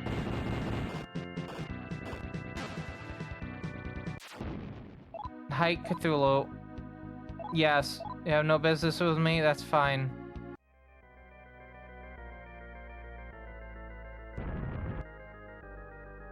We're back at the start. All right. I'm gonna look at the comp then. Okay, so we did go down to the bottom. So I guess I need to go into that door and then that'll fill out whatever else is right there. My big question is, the big question. What is that little area at the top? Can we get to that area or is it just like a void?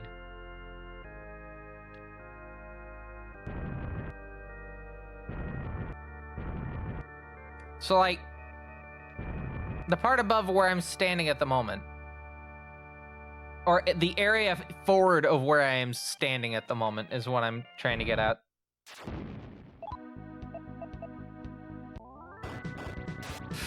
Ooh, bad idea.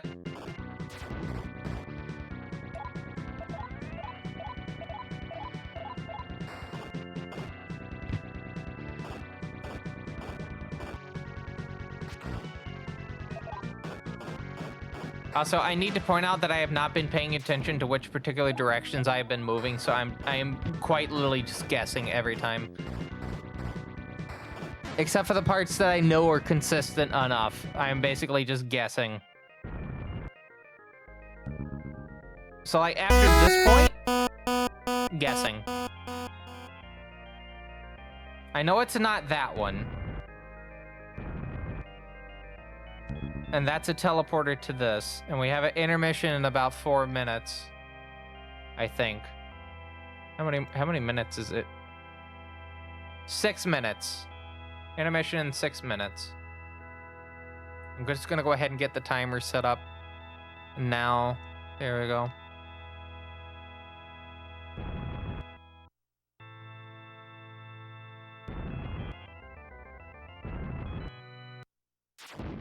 Is this it? I think this is it.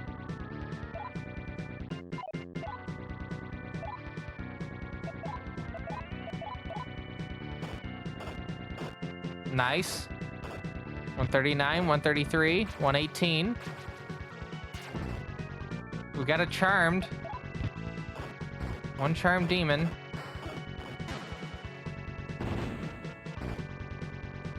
Alright, gotta switch over to this.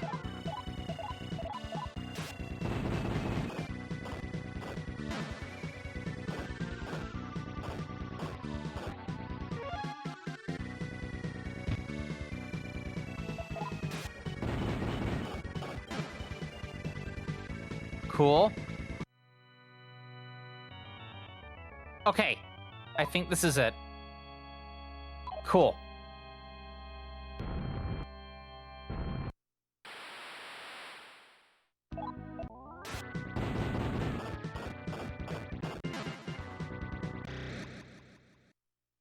Hi, Tiamat.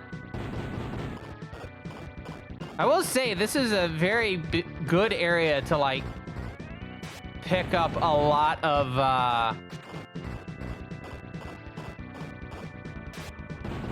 things. Somebody running Rot for GDQ.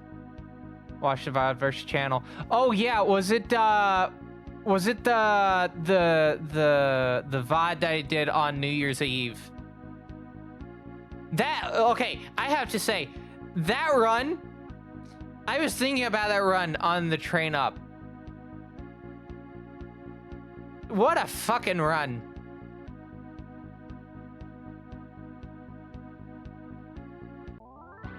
Cause like, I was expecting that evening to just be like, oh, it's just gonna be like a normal, you know, practice stream. We'll get like a 37, and we'll get maybe a 39. Rise of the Triad speedrun. There is a lot, as with most TBCR speedruns, there is a lot that can go wrong very quickly. As Amerlin puts it, there's like one aspect of each speedrun that I do that, like, if I don't work around that one little facet, the whole run just falls apart.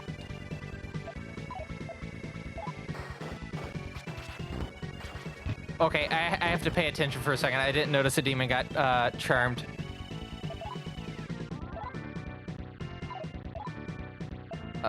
Oh, good. They're not charmed anymore. I do need to do Tarakaja, though, and... Diorama? On Durga. Okay. But yeah.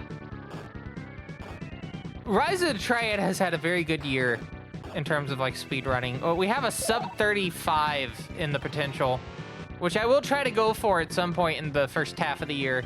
I do want to kind of focus on other speed games, like newer games, because I would like to learn a few newer games. I haven't really learned like a new game in a bit. But I will be definitely going after that sub 35 in Rot. Because it definitely is possible. I just got to, you know, get it. Actually, let me check this other door before I try this one. Okay, maybe I shouldn't have tried the other door.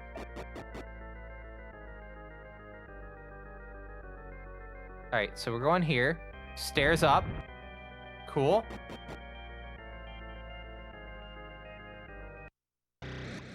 going up the stairs. Hi, Tiamat. But yeah, there'll definitely be some more TVCR gaming hours this year for speedrunning. Don't you worry.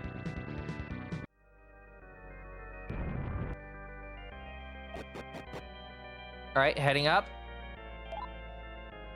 Where are we? 34.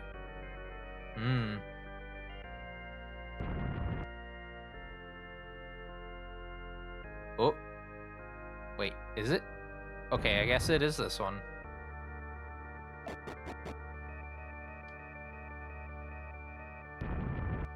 And here. Yeah, I know, like... Actually, I'll mention that in just a bit. We're gonna see how far I can go in the next 30 seconds, and then we got a little bit of a, we got a bit of a break that we have to do. I just want to see how far I can get here before I do that. 36.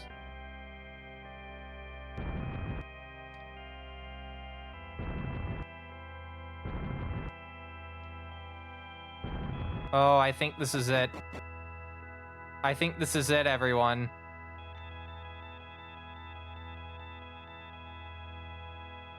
Yeah. All right, I guess this is it. So when we come back, we're having a prediction because I guess we're at the final fight. So yeah, we're gonna take a 5-minute break and then get your popcorn ready. We're gonna have to fight with Hazama to potentially finish out SMTF. But oh, not there. I hit the wrong button. Let's go to here. Oh, I still have the Christmas music. Get that shit out of here. That's not Christmas. Get that sleigh bells out of here. Give me the right music. Why am I standing over here? Hold on, I gotta get back into position. Everything's a mess. There we go. It's hard to sidle like that. Anyway, we'll be back in a bit with more of a fine quality live stream from TVCR Productions. Apparently the last fight with Hazama and whatnot. Join us in a bit, won't you?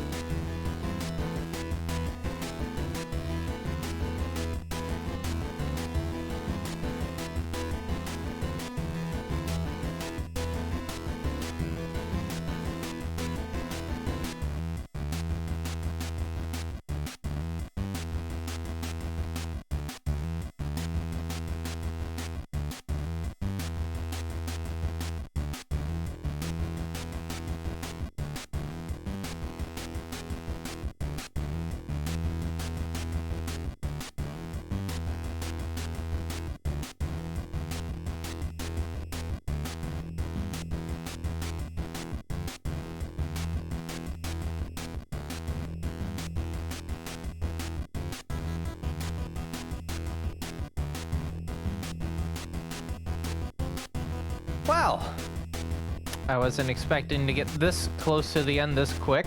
I mean, I know we were on the last dungeon of the game, but apparently we are potentially at the last room. I mean, I could just walk into this room and fall into a hole. I don't fucking know. But if this is the last room, I have a prediction. Raring to go. And if this is indeed the last room and the last fight, okay. Let me go grab it real quick.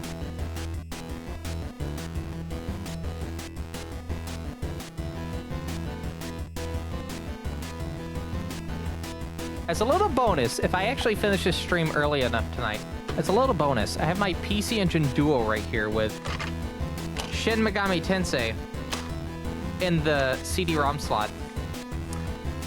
Yeah, despite not knowing a bit of Japanese, why don't we, if I finish early enough, we take a look at the PC Engine port for just a bit, just so you can get a bit of a whiff of kind of the infamousness of this port. There is a technical marvel that Shin Megami Tensei even runs on the PC Engine. As a reminder, this is an 8-bit console. This came out, the original console came out around the time that the Famicom was still out. Super Famicom was not out yet. The Mega Drive was not out yet, or the Genesis. Yeah, it was just Nintendo, the Sega Master System, and the PC Engine. Those were the consoles, 3-bit consoles at the time in Japan. The Duo came out in the 90s, but it's still using the same processor as the original PC Engine. It just has the CD capabilities. That was the whole big thing about the PC Engine, was the hue cards and the CD stuff. This was the first console, like home console with CD capabilities of a considerable margin.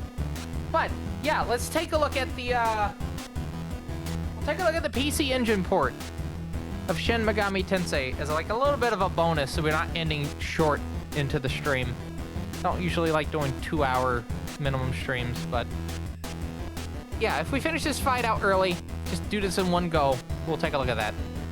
But let's talk real quick about the next week on this fine quality live stream, because oh boy, do we have a bit of a week. So tomorrow and Wednesday are going to be, as I like to call, speed investigations. It is a series of streams in which we just take a bunch of games that I have lying around, and we see if we can find anything that is worth speedrunning, at least for me to speedrun. And it's, yeah, entirely going to be dedicated to PC Engine stuff. I will be using the Duo at some point. I do need to get it recapped at some point, and I do need to get its graphics port fixed a little bit. I would like to RGB mod it, but I don't know how viable that would be. And I do have a whole bunch of PC Engine games here. I have, what is it, Ys 4, Dawn of Ys, Tenkai Makyo, or Far East to Eden Kabukiden. Yeah. Far East to Eden 1, Tenkai Makyo Ziria, which does have a translation. I will be playing this game on stream at some point. When I get a thing in the mail. It's supposed to be here tomorrow. Don't know if that's true or not. I have Tenkai Makyo 2 Manjimaru. I also have Zero for the Super Famicom. Valis 1. Yep, Valis 1. The Legend of a Phantasm Soldier. I have another copy of Ys 4. And Shin Megami Tensei for the PC Engine. I also have A-Train as well, and Valis 4 now. I have about as many CD games as I do hue card games. There's a store about an hour from here that sells hue card games. I might have to actually go take a look tomorrow. We'll have to see. That'll be during the daytime, but yeah, tomorrow and Wednesday are going to be speed investigation streams for that. Monday is going to be something creative. I don't know what it is yet. We'll have to find out what that is in the future. I don't even know yet, but there will be something creative related. It's to be determined, though. And then Friday will be whatever. Well, if I don't finish this tonight, next Friday will be SMTF, and then if I finish this tonight, Next Friday will probably be the start of Majin Tensei 2. I know some of you are gonna get on your hands and knees and be like, thank fuck. Because we've been on this game for almost half a year now. Because, you know, 4 playthroughs and whatnot. But in order to find out what that's going to be, we need to get through this stream. So I'm gonna hit the button. Well, first I'm gonna turn the volume back up. And then we're gonna hit the button. And I do see that posture check remedy star. I am currently sitting on a bicycle seat, so I kind of I'm in a precarious little spot right now. If I lean back, I have a potential of falling back and cracking my head open. So me kind of leaning forward a little bit is out of necessity. I don't have an exercise bike with like a seat back. Yeah, I'm trying not to wipe out on it. I do need to get another exercise bike with like an actual like seat back at some point. I bought this during the pandemic, so.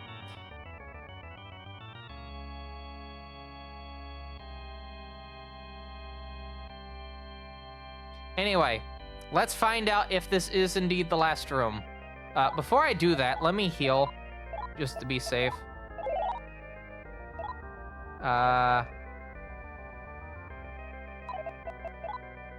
Is that good enough? I'll do it one more time.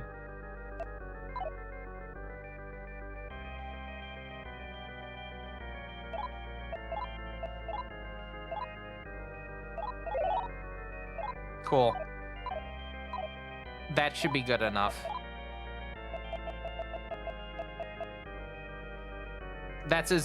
Yeah, we're at max health. All right.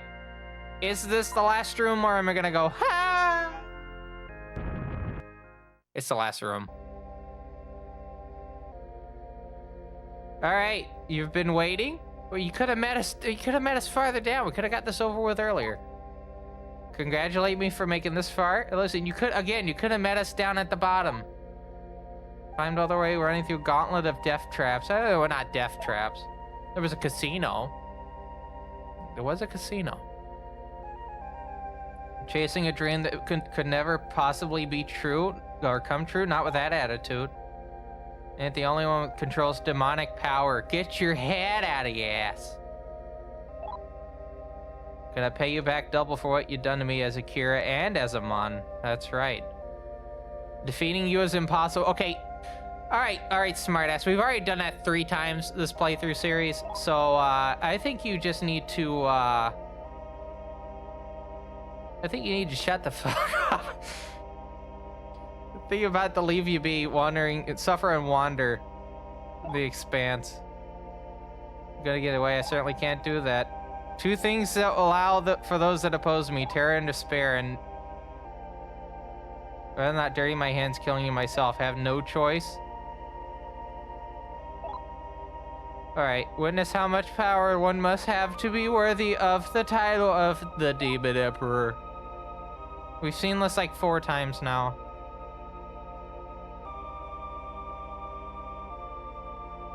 At least we get this music for a little bit. All right, everyone. Are you ready? Are you sitting comfortably?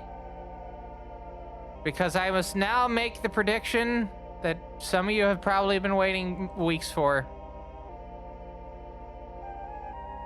Which is, will TBCR finish SMTF tonight?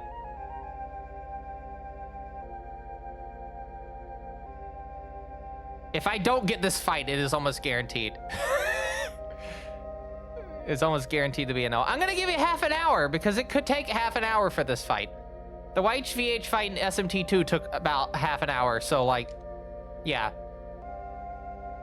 So yeah, am I gonna finish this game in half an hour? You have 30 minutes. Good luck, everyone.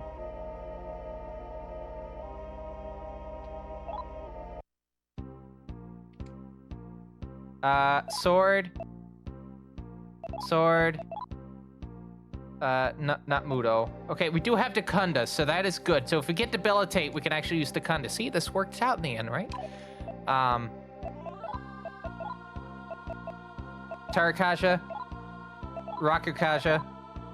I need to keep note of how many of those I do.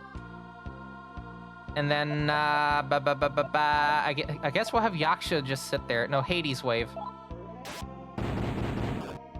110, 118, 121, 108, 130, 114, 106. That's not bad. That's like almost 800 damage just from first fight. Maragadine. 67, 72, Rakakaja, Tarakaja. We're gonna have the bottom two do that again. Defend. 163, just the one. 11, Mabufudine.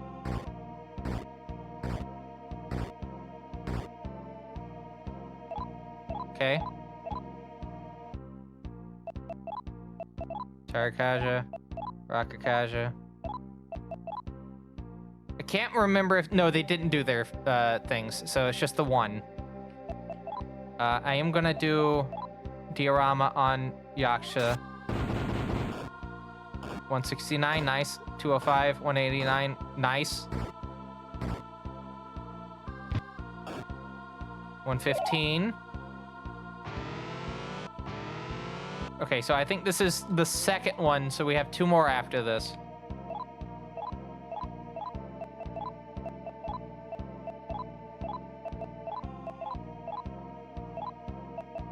I'm gonna stop on Rakukaja after this turn because I want to be safe.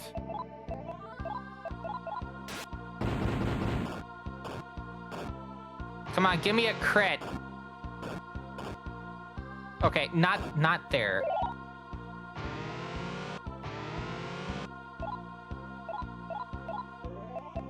Alright, final Tarakaja. No more from Nagaraja. I think Strict won't work, so I'm just gonna defend another Hades wave. 264, 236, 555, 485. A reminder that I believe...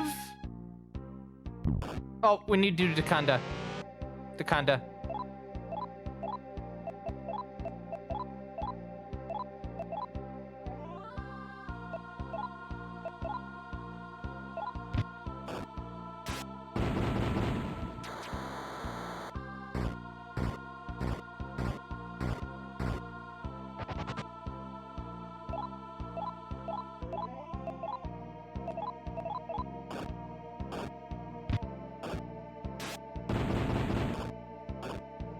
Okay, I need to do that again. Okay, so we gotta do Tarakaja again. Yaksha's almost dead.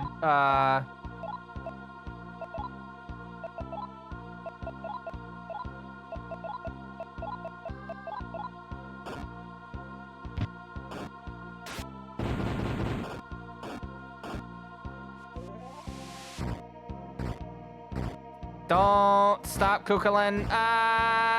Yaksha's dead. That's fine. Can I use comp? I can use comp. All right, cool. I'm gonna have Akira actually do the summon because I need to keep Tamaki doing as much hits as I can. She is our main fighter. Which also makes it bad because if she dies, then the fight's over.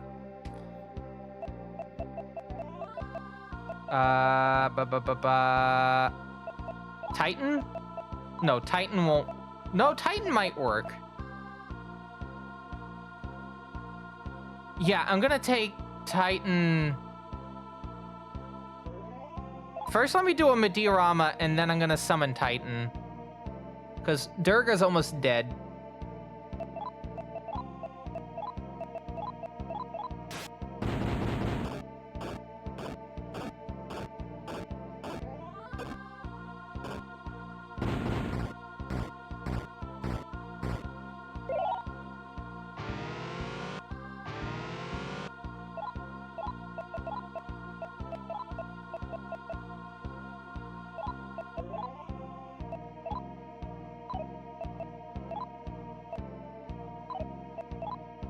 No, I don't want to do that. Just regular attack. Tarakaja. 194, 178, 200, 163, 53. Dodge, dodge, dodge. Summon Mabufudine. That's fine. Because Durga is at least in the back line now. And can focus on not dying because we need to kinda...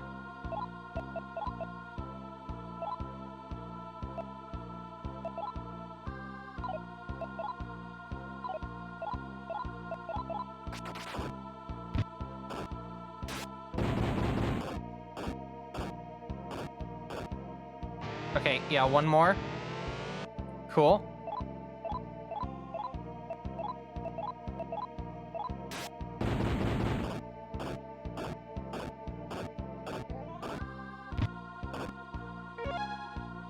That's fine. Again, that's why we have Durga.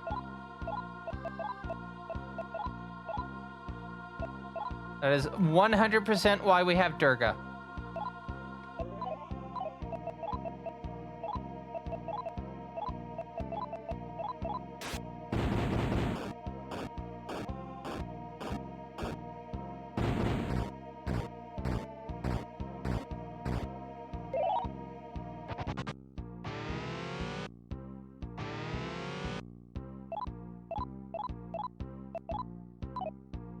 Oh, yes! Deathbound. Deathbound. That'll work. That'll work.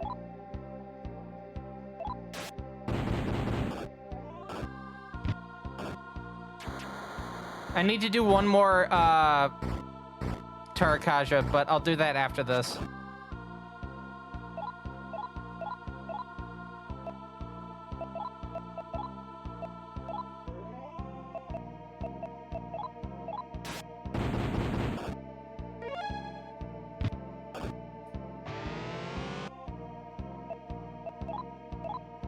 Okay, do these three. I'm gonna hold off on doing one until I know where I'm at, damage-wise.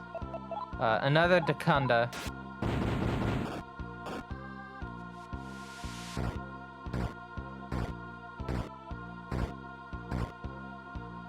That's fine.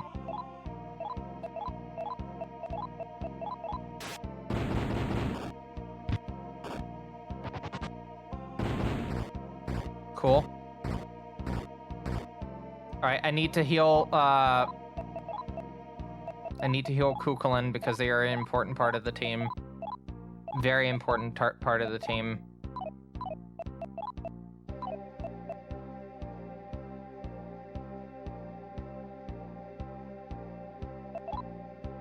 Sorry, hold on. I'm having to think.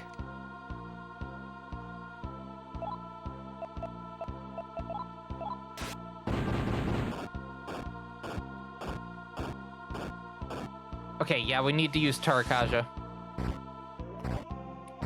This is not gonna help. Alright, I'm gonna auto again. Holding B. Cool.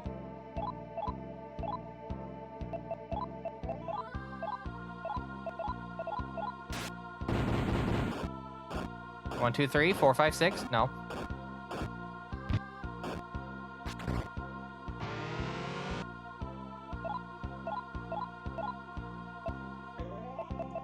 Another magic, Tarakaja. Come on, 189, 184, 199. But yeah, Hazama has, I think, 15,000 health, so...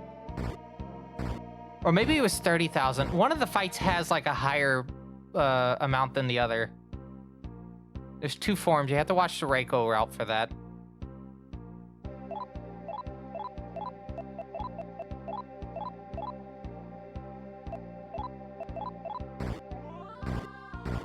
Oh, Titan's almost dead.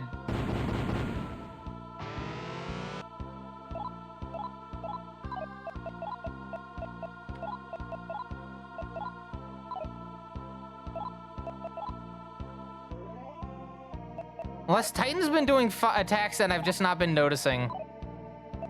Hold on, I'm gonna have to actually observe this. Rampage. Tarakaja. Rakukaja, defend.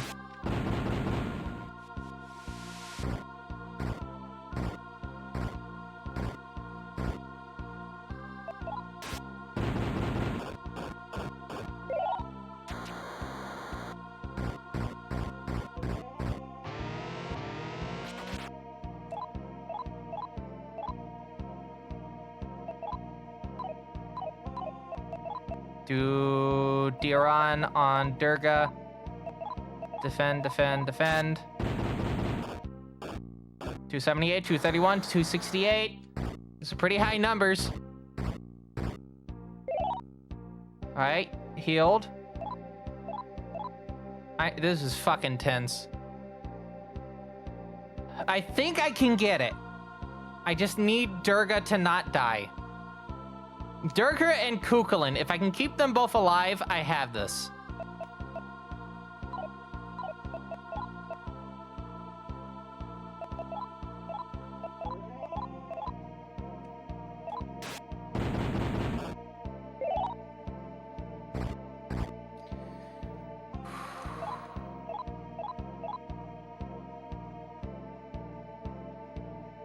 I might have to use a Soma in a bit for Akira. I might have to use a Soma. Yes! Holy shit!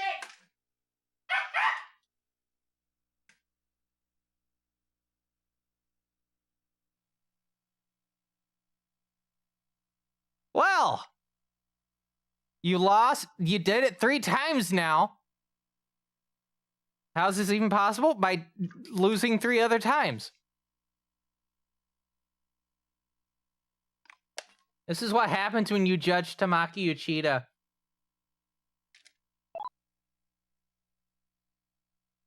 Makes no difference. You done with it, tower anyway? Yeah, here you go. In the end, nobody could defeat me. No one could defeat the Demon Emperor except for Tamaki Uchida and Akira Miyamoto. That's right.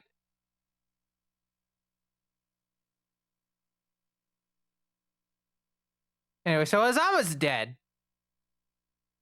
Just gone like that. All right, I guess I have to, like... That was only 15 minutes. Wow, okay. Well, there you go. That was one hell of a long fight. That's right, as long as 15 minutes of your life. Came this far thinking only beating the Demon Emperor. Look at, Kira's got a little crown on his head.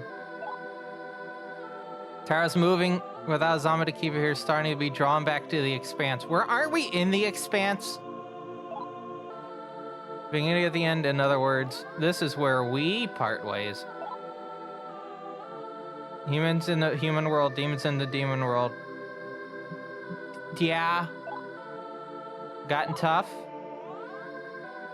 I mean, that won't stop the demons. Persona 1 and Devil Summoner.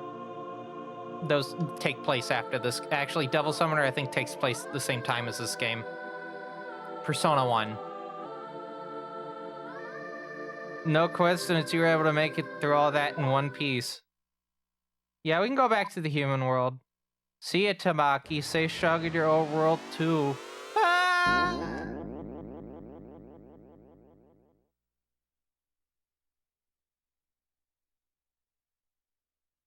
And then Tamaki Uchida has the worst week of her life in about a year. Not in real life, in the future, in the timeline. Yeah, Kurogazaka's just fucking gone. I can't believe it. It's Tamaki. Glad you're okay, I was worried. What happened? Oh, after what happened to the school? Yeah, it's just fucking gone. Heard there was a big explosion right after I went home, so I'm sure you got caught up in it. Still a lot of people missing. Glad you're still okay, really glad. And now you know why Tamaki doesn't talk about her last year at school. This will come up later on the test, everyone. That test is Persona 1. That's because she's in it. Tamaki is pretty chill, from what I've seen. Hideo Ozama, Demon Emperor, is defeated. The big Akira Miyamoto had become stayed in the Expanse. Okay. In the end, school and several people vanished. That's a weird use of a comma. Officially, it was because of a gas leak explosion. This caused a stir for some time, but it was soon simply forgotten. All things pass. What about those left behind in the expanse? I don't know. They're having fun. Have they too turned into demons? Or have they died pointless deaths under an alien sky? Was Demon Emperor Hazama truly defeated after all? This is a plot point I would like for them to come back to in a future game. Whether it be something in the Persona timeline, like in the future, just to loop it back into If. Maybe it's a separate SMT game. I would like them to come back to this plot thing right here. Those who know this deep in their hearts have no hope for the future of our world. If. That's the name of the movie this is named after, yeah.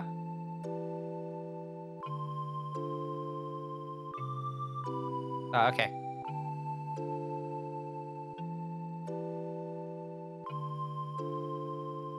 Do I wish to save my progress? Yeah. Okay, so, I need to point out that the reason that we have played through all four of these routes is there's supposed to be a specific ending at the end of this game. And it has only now occurred to me that I may have potentially fucked myself over by doing the routes in the order that I have, but we'll find out if that's the case or not. I think what we're supposed to do is do Reiko last, but we'll find out what it is. If I don't get this, I will explain what the ending was supposed to be, which makes this the biggest anti-joke of all time on this live stream, but we'll see if that's the case or not. Hi, Sebek. Why did they put you in a jar? I think this should be Hathor, yeah. Me there? Okay. Oh no, they're talking about Akira, huh. Demons, again, no thanks. Gonna focus on this guy I definitely don't have a crush on.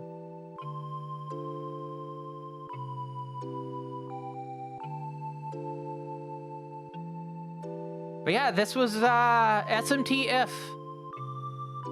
So in terms of Shin Megami Tensei games, we're not going to be coming back to this specific series in the franchise until SMT 9. Which, if you would like to have a idea as to how long that is, you can do !Megami Tensei, hence it being worded like it is in the title. And you get a spreadsheet to every game that I own and the order of the games that we'll be playing them in. So I have to now switch If to done, or completed. I have no idea how many sessions there have been, but If is over. I'll have to count out how many streams it took, but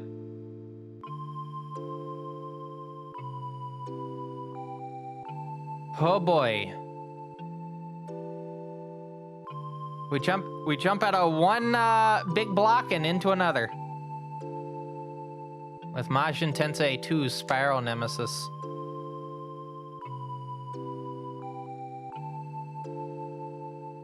Whew, we're just gonna let the credits play out. But yeah, SMT 9 is game number 29.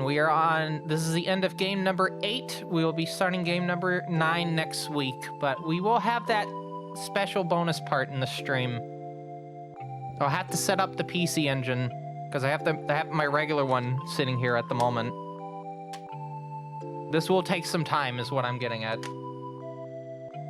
Gotta get like the power supply plugged in, and I gotta plug it into the 100-volt area. There's a Mammon.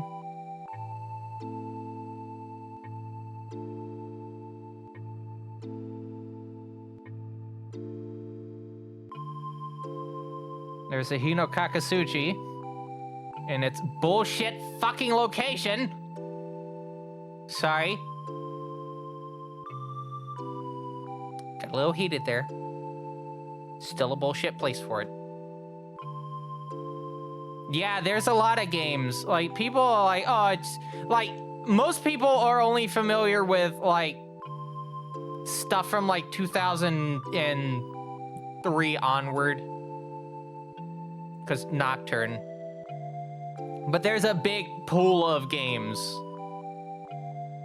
Well, I think a lot of the very interesting titles are kind of very early in the franchise's history. Like, Telenet Digital Devil Story is a Gauntlet clone. Messiah Riser is an RTS game. You have Jack Bros, obviously. And then you have Last Bible, which is more kind of like just a more proper JRPG experience. And then we have Get to Megami Tensei, which is a PC 98 game. I think that's all I have to say is it's just a PC 98 game.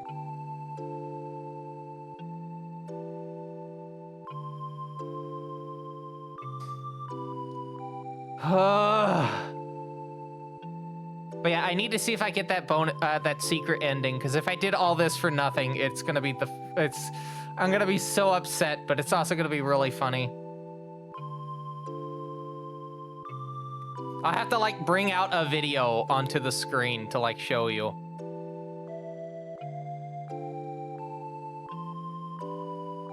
Anyway.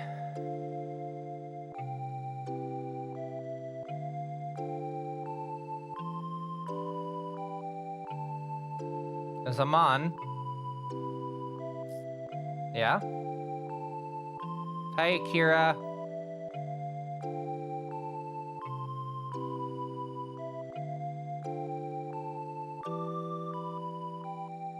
Remember when Akira got an extra shoulder bone? That was some good times.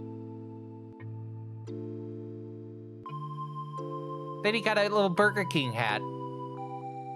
Living the life.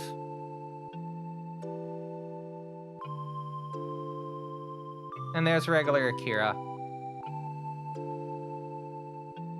All right, so we should get the credits now, right?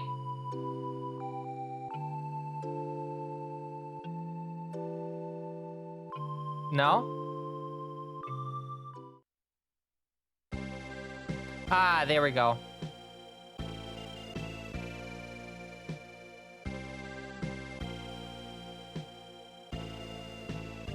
Oh, boy.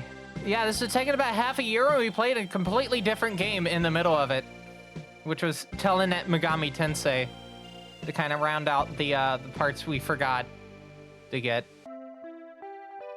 I've enjoyed this as an experience. Why is the zombie there? Okay. We're just gonna have demons in random spots now? The weird, creepy guy.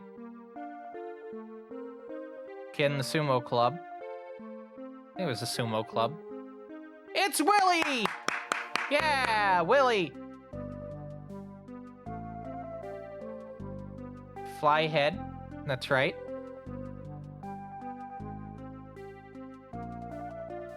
That motherfucker, who we will see in a later game. Persona 2 Innocent Sin. Character that wasn't in this. Also note the planner, who is the main lead for the Persona series. And Metaphor.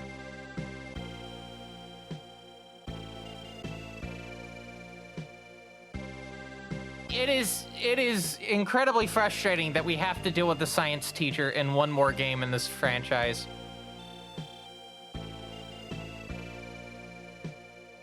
I hate that teacher so much.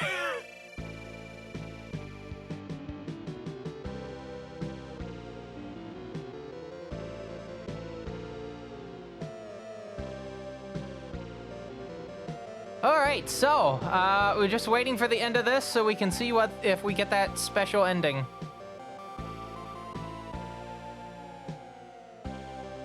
Oh, hi. They're asleep. Don't worry. It's fine. That's a big hat.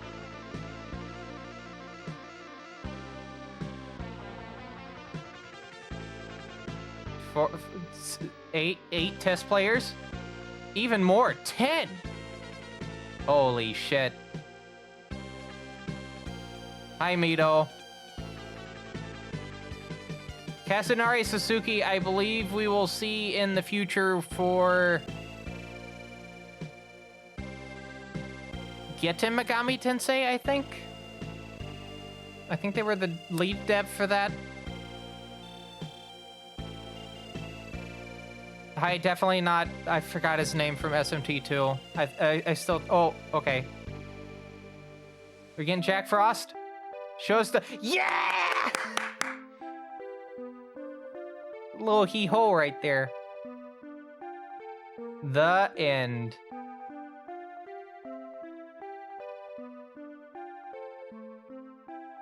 All right, but do we get our special ending?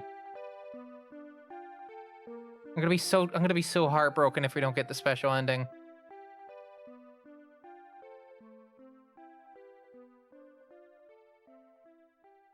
We get a special ending?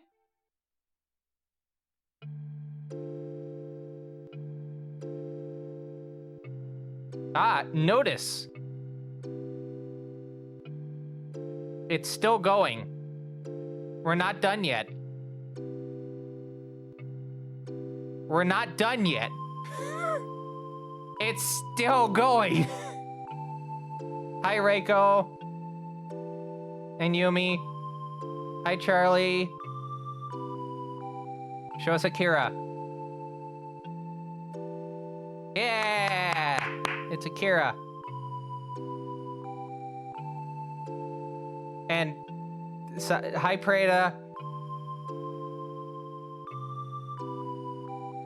Do we say hi to Prada? I don't know. Chad, do we say hi to Prada? Hi, nurse I forgot the name of. Because we only saw her, like, once this entire playthrough. Okay, Azama, we get it. You can dissolve into space. Big whoop.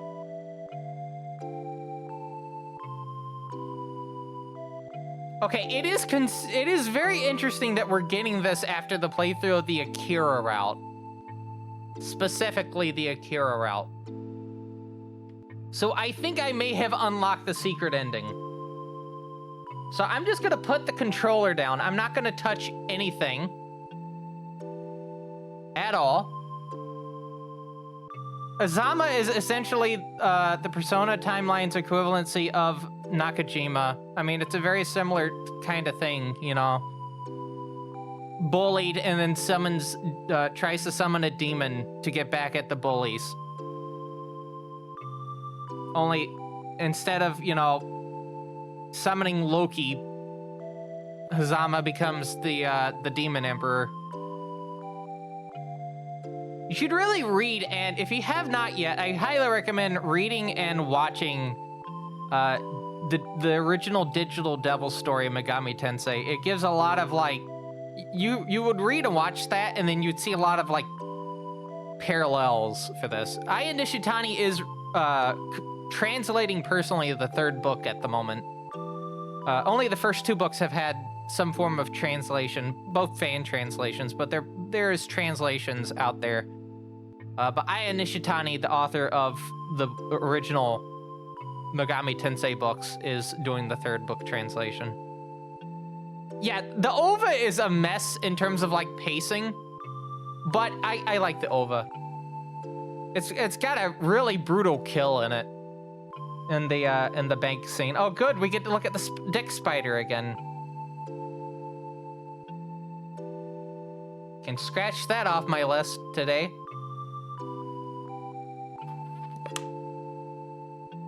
Dear Diary, saw the dick spider.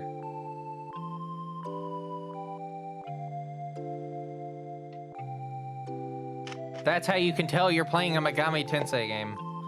We didn't even see Mara this game. I know Mara's in this game, I think. We didn't see Mara.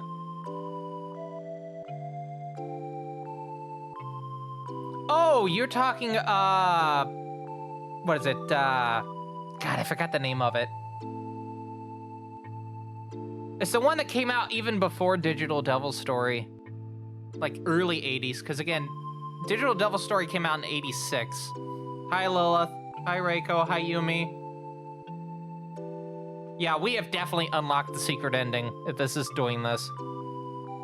Hi, Shife. Which the only way I know how to pronounce Shife is because it's the guy that hosted Computer Chronicles. Was it Stuart Shife? Also, rip Stuart Shife, host of the Computer Chronicles.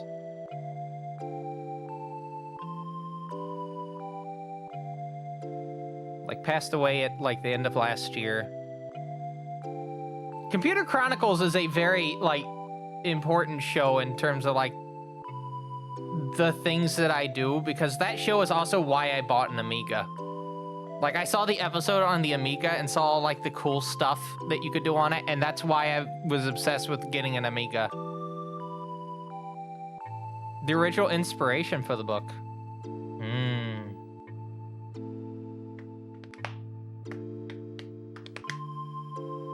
It's a very long cutscene. We've been at this for like 19 minutes now. That's not a joke. We have been watching the ending credits sequence for 19 minutes at this point.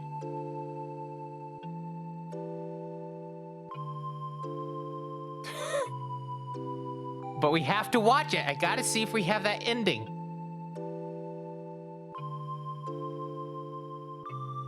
Yep, there's Sebek again. And then we have Hathor. Hi, Hathor.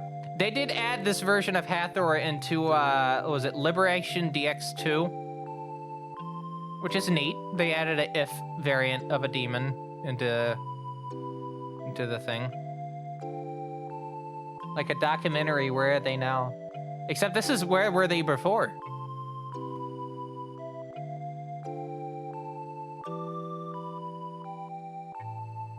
Where were they 10 streams ago? Behold! What's behind the door Caramel is standing at?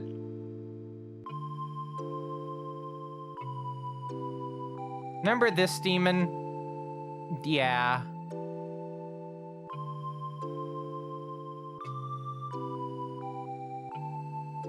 And this one? What the fuck fell? Mysterious Bell. And then the sexy fly lady.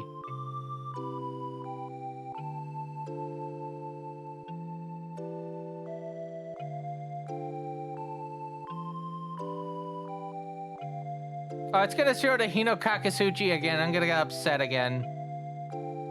Oh, no, it didn't. Oh, thank God.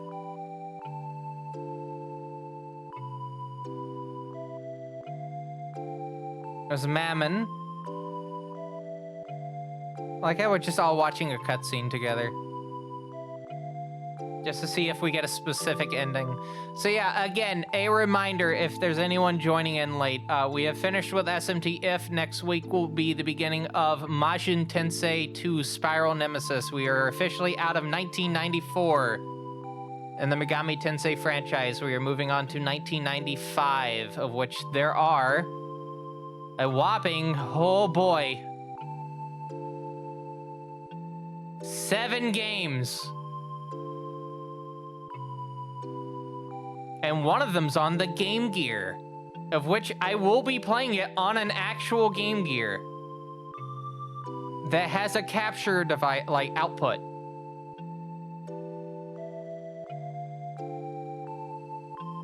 You're kidding me. Devil Summoner came out the same year as Majin Tensei 2. Wild.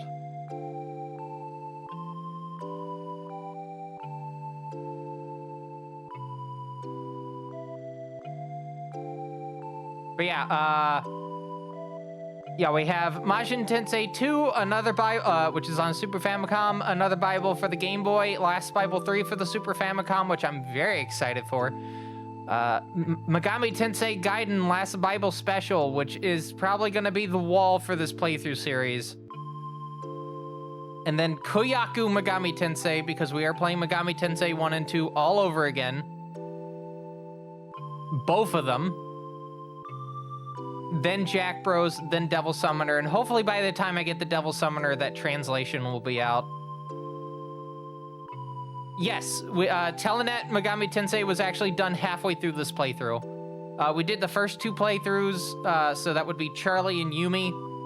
We did those first, and then we took a break to do Telenet Megami Tensei because I got the an actual X1 to play it on, along with a physical copy of the game. And then we came back and did Reiko and Akira routes afterwards. That should be on my YouTube, on my actual YouTube. Not the VOD channel, but my actual YouTube channel. Oh, here it is! Yes, that's Tamaki. It's Steven! You thought you wouldn't see Steven in this game? There he is! I don't know how I'll use the demon summoning program to save her. I have a request of you. That's the ending, baby! And now, we take a break. Steven doesn't say anything else after that. It just sits on Steven. It's still sitting on Steven. It's still sitting on Steven. Anyway. We gotta take a break. We're gonna come back and then we're gonna have a slight little segment after this of which I'm going to show you a little bit, not a lot, of the PC Engine port of Shin Megami Tensei because I have an actual PC Engine Duo and a physical copy of the game that I can actually showcase like that. I have to get my actual little mini PC Engine out of the way. So we're gonna take a break. Okay, Steven has disappeared and there's no audio coming out of the console, but it faded to black. Console's still on, by the way.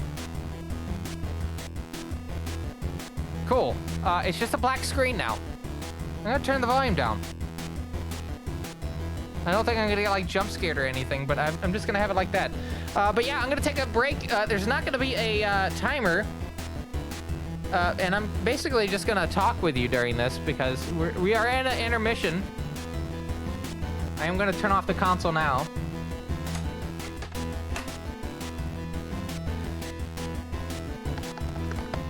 But we're gonna set up for SMT on the PC Engine. Again, I don't know a lick of Japanese. But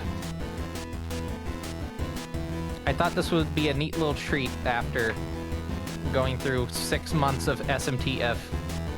Again, some of you are very excited about the fact that I'm done with this game.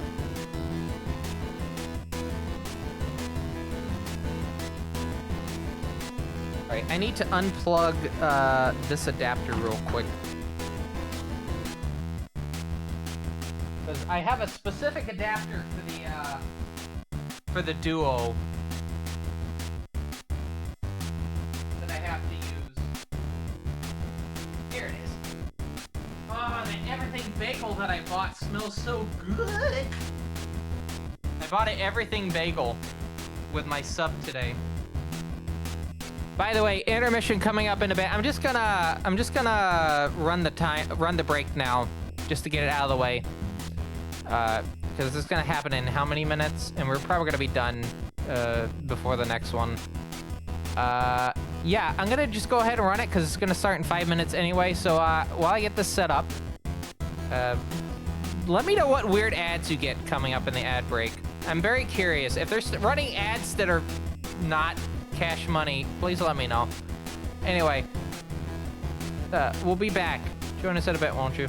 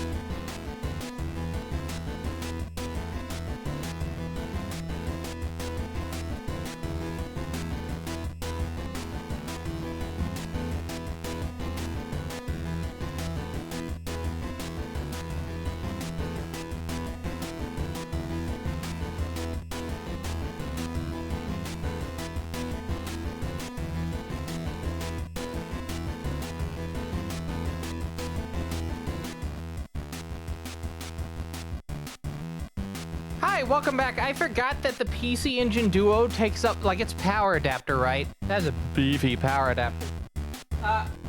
It takes up the equivalency of 3 outlet slots on my little power control module thing. So I had to do a little bit of juggling of control ports. It's working now, but that was fun. I'm still not done yet.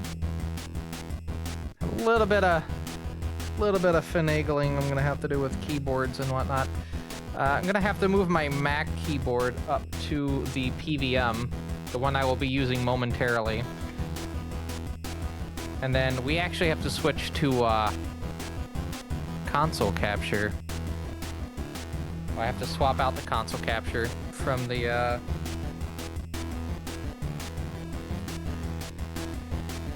oh boy, from the N64 to the PC Engine, because I have to use the big chunker red, yellow, white adapter, not my EDFX16 that I have here, from the same creator as the EverDrive. Is it the same creator as EverDrive? I think it is. It might be the same people as the... No, it's not the Retro Tank. I think it is the same creator as the EverDrive from Crix. Alright, so I have my PC Engine in position. I have my controller plugged in. I have the power. Is this the one? It's not the one. This is the one. All right. And then I need to take one more thing. So I'm just going to let you know now, what we're about to do is a one-off. Because 1, I cannot read Japanese.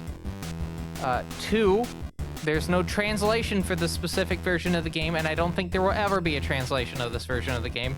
This is not a very popular version of Shin Megami Tensei 1. And 3, this duo is not in the best position to be doing a long playthrough on because it needs to be recapped. In fact, my capacitors... Is it? No, that's for the CD dock. I do have a dock, by the way. Where's my caps for this fucking duo? They're somewhere over here. I guess I'm gonna have to buy more capacitors. Yeah. I guess I'm just gonna have to buy more capacitors.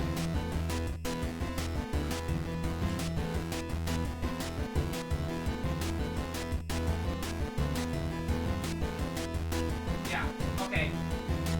I don't actually have the capacitors for the Duo. I'm gonna have to buy capacitors for the Duo R. But this thing needs to be recapped. The front controller port needs to be resoldered because I think there's cold solder joints on it. I'm not comfortable enough to do something like that. And then the back, the AV port on the back needs to just be swapped out to RGB. It's already loose as is, but I would like to swap it over to RGB. It would just make a more enjoyable experience. So if I ever decide to speedrun a PC Engine CD game, it'll be in a good position at that point. I'll have to ask someone, I think the person that's recapping my X68000, which should be done by now. I can ask them if they would be interested in doing a second recap of something that will be a lot simpler. A bit better of a solder job because there's less capacitors on this. I intentionally picked this specific console for the less capacitors on it, less leakage that can happen. All right, I need to go under the desk. I'm still not done. There's a lot of prep work that's needed for this fucking console.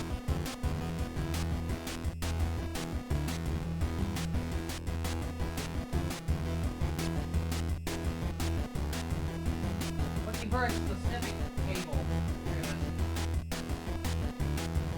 Then I unfortunately have to like stretch out or pull out the yellow part of the cable. And then I have to attach it to the PVM that I have on the desk. Because if you didn't know, while you're looking at the output from a RetroTink, I'm playing on a PVM. I think it's this plug? No. That is the R of the RGB. It is this plug, I believe. No, that was the wrong one. I need to grab that. No, not my copy of Brandish 2, no! Fell to the fucking floor.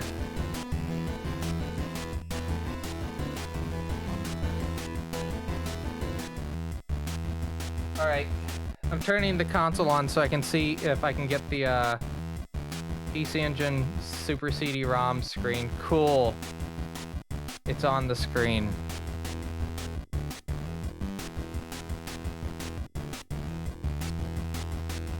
Not my copy of Brandish 2! On the floor, soiled! Going! Oh no, wait, false alarm. It's on my desk. Oh, for a second there, I thought it fell down to the floor. Anyway, I have one more thing I have to set, and then we should be good to go.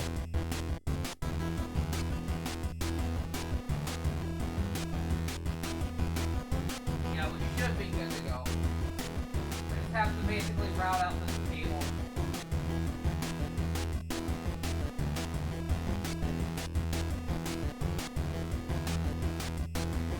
Alright. I'm going to test this real quick by putting out a Hue card game.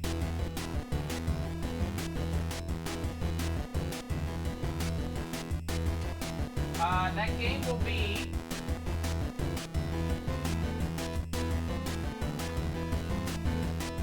Well, it'll probably be Silent Debuggers.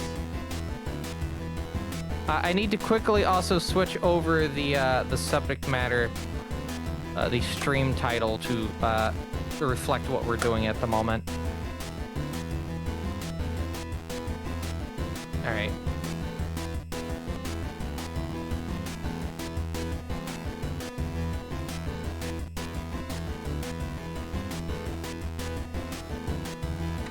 Okay, so the stream title is going to be a small look at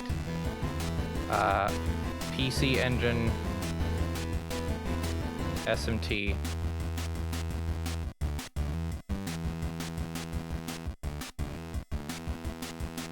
Parentheses, on real hardware. Because again, this is going to be played on actual Duo R. And hopefully the controller will cooperate.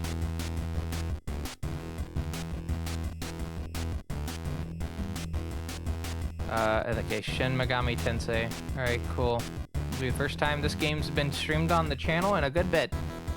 Alright, so let me just double check that we have capture on the source.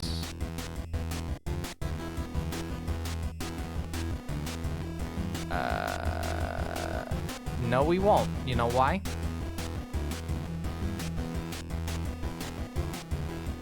I don't have it plugged in right. Because it's the same RetroTink.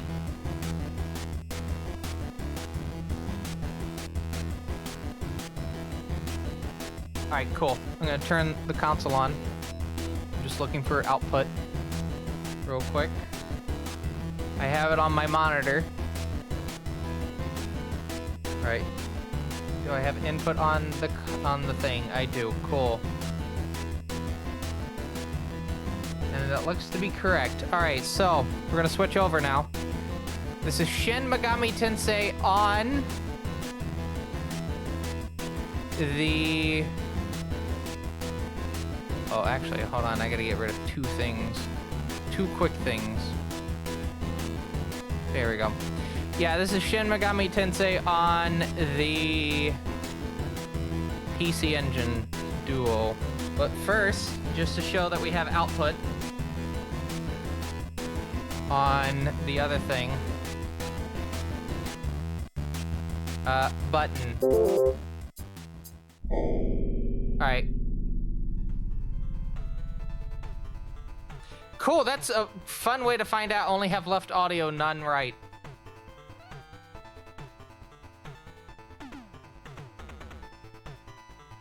I think I was having this issue earlier. It might be the cable. I think it's the cable.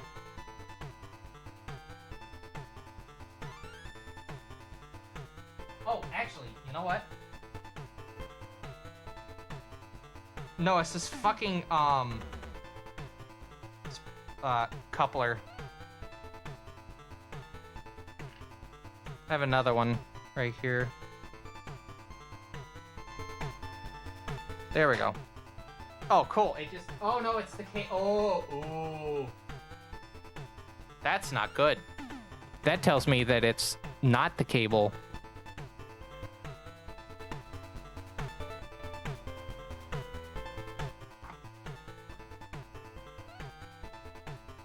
That's the cable going into the console, into the... Oh, no.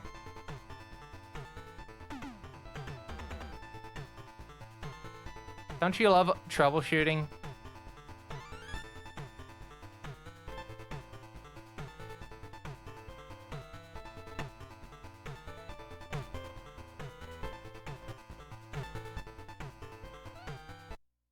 Yeah, because white's the audio you're hearing. And then we're having issues hearing the other audio.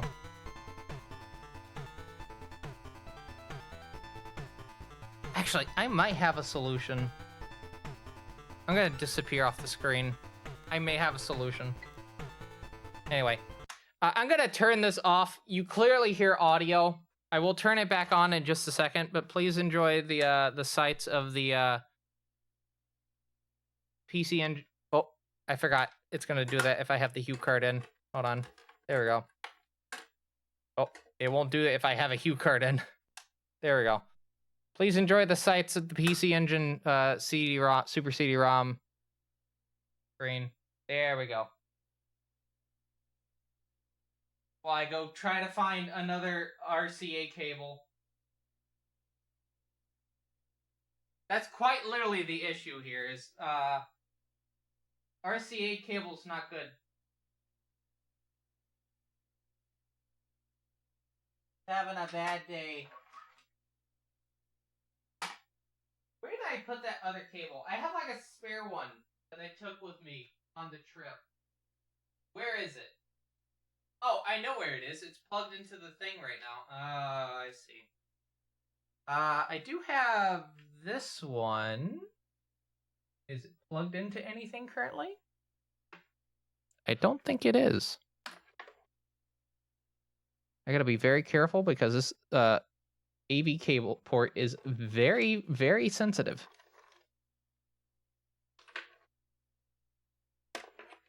Oh, come on. Yep. Got the slalom under the thing. I don't think this is plugged in to anything. Oh no, you know what it's plugged into? It's plugged into the VCR on my desk. I think this is the right one. Yeah. Cool. We're gonna try this cable real quick. I would like to have full audio because there is CD, like Redbook audio. So we're gonna get this shitty fucking cable and we're gonna upgrade to the good stuff. I might have to go to Walmart in the morning and buy some more cables.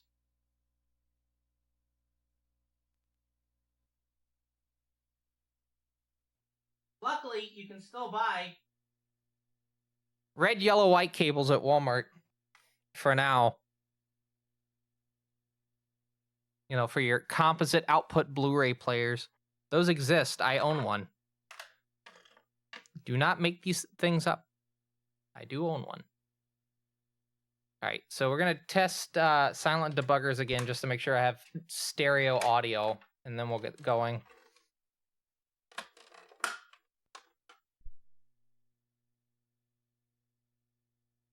All right, do we have stereo audio? That's the good shit. All right, so I just have a bad cable. We'll get to this game tomorrow. Speed Investigations is mostly a playthrough series, or a playing series. This game has a very neat mechanic in it, but I won't spoil it just yet. So, we'll put Silent Debuggers back in its sleeve. Oh, there we go. And then we're going to turn on the PC Engine again. With no disk in, it will revert to the Super CD-ROM system, which is the main reason why I bought this console. Is because with my dock, I would have to use the Super CD-ROM card. And if I have any arcade Super CD-ROM games in the future, I would have to buy the high-end arcade card, which will cost me like $300. And I would like to not pay that much for RAM. I already have to pay a high enough amount of money for RAM for my computer. Don't want to do it for the fucking PC Engine as well. All right, let's close the thing. All right, it's reading. Shh, it's reading. All right, should we have the Atlas logo? There it is. Reminder being played on an actual PC Engine Duo R.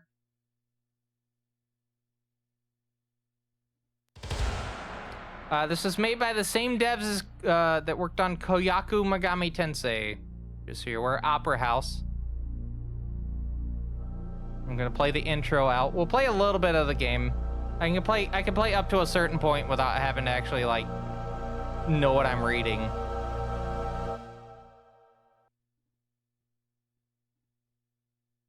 Anyway, yeah? There we go. I'm just gonna let the intro play out.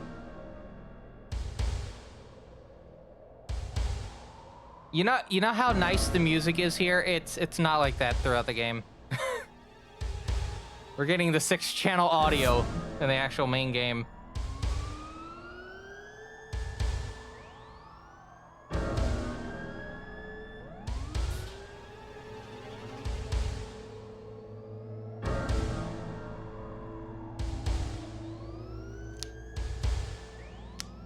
All right, there we go. All right, so we're gonna hit start. So I said we're gonna hit start. I had to hit run.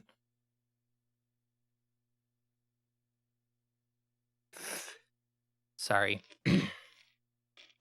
I can't use a straw for these beverages because they're in bottles. Nucleation and whatnot.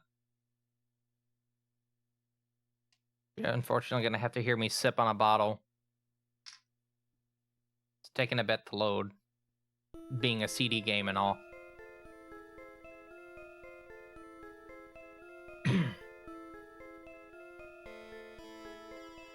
All right, here we go. Yeah? ここを通らんとする者は何者ぞ。名乗らぬ者を通すわけにはいかん。汝の名を名乗れ。 By the way, I think that's the only actual voice acting in this entire game. There may be more in, later, but as far as I'm aware, this is the only actual voice acting. If I'm incorrect on that, and someone has actually played this version from like start to finish, do let me know. I don't know what to pick, so we're just gonna do the. Can we do that? No. Oh, we can do that. Oh no. And a reminder: this is a 8-bit conversion of a 16-bit dungeon crawler. Because again, this console, the original PC Engine came out at the time where the Famicom was still like Nintendo's main offering in terms of like home console experience, and Sega had the Master System. By the time this came out, the Super Famicom and the Mega Drive / Genesis was already out. We're just gonna do first characters. I think that's how they do it in like the speed runs. Yes.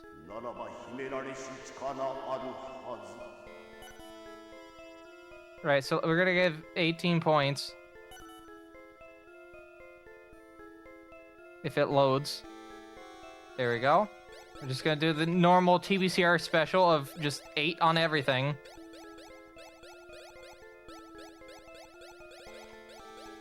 I was like thinking about this, like, it would be really funny. And I know where this line of thought usually goes to. It would be really funny if someone like learnt the PC Engine version of SMT1 as a speedrun and runs it. That would be very funny. 人の子よ、扉くぐりし汝を待ち受けるのは光のもとに選ばれし民の法と秩序か。力を頼る者どもが相争う混沌か。 So the main reason I want to show you this is the encounter. When you get an encounter, it's very funny. 汝の天秤に二つを乗せ、こぼれ落とさぬよう歩むがよい。 All right, I think this is the end of this one. Yeah. And then it takes a little bit. And then we go.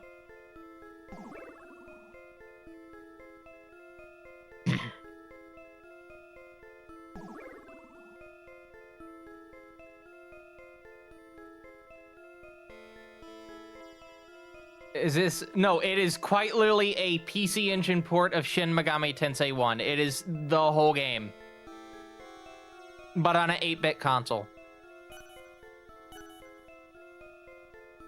Okay, now I should clarify that the PC Engine's CPU is 8-bit. Its GPU, made by Hudson, for both of them, is 16-bit. So, like, it's 16-bit graphics, but it's an 8-bit console, you know?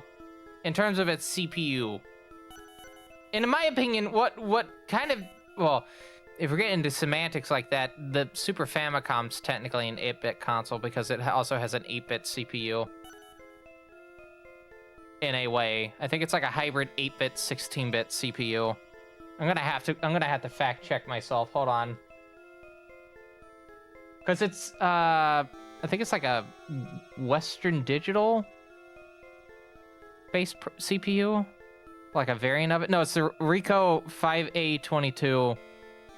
Yeah, it's a hybrid 8-16-bit. But this is an actual, like, straight 8-bit CPU.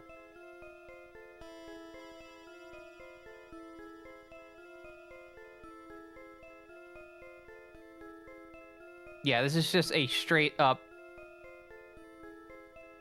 In fact, it's a variant of the MOS 6502. Which also, the CPU in this console is also a variant of the 6502, which is, what is it? The QC6280. So, yeah, this and the Super Famicom share, like, the common CPU family.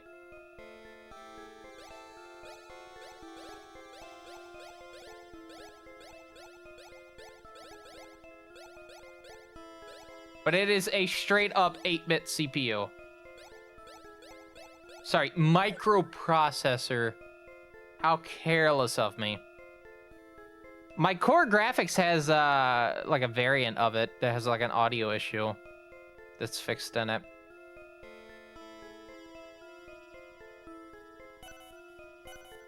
I think there's also, like, the 6270... But that's the video controller. That's the 16-bit part. That's why the TurboGrafx 16 is known as the TurboGrafx 16. It's because it's 16-bit graphics. Alright, we're naming Takeshi here. I guess we're naming you this.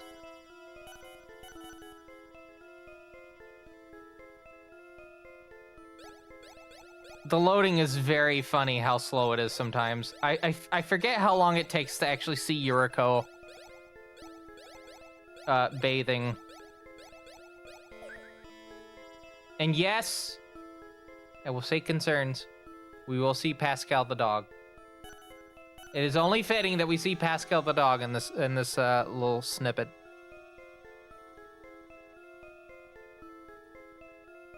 I think it would be very mean if I did not show Pascal the dog. I'm actually kind of curious to see how far into the game I can get before I just get too frustrated and give up. There's a video that I recorded kind of a few months back as I was testing the state of the system, where I got one-shotted by a pixie. That was pretty funny, me getting one-shotted by a pixie. I'm actually going to have to buy armor at the beginning of this game, if you can believe it. All right, so we're gonna leave the room. There's the mom. Mom? There's the mom. Yep, that's the mom. I love the home theme on this. Like, a lot of people like to shit on this port, but like, there's some nice things about it. I do like the soundtrack being done through the PC Engine 6-channel waveform.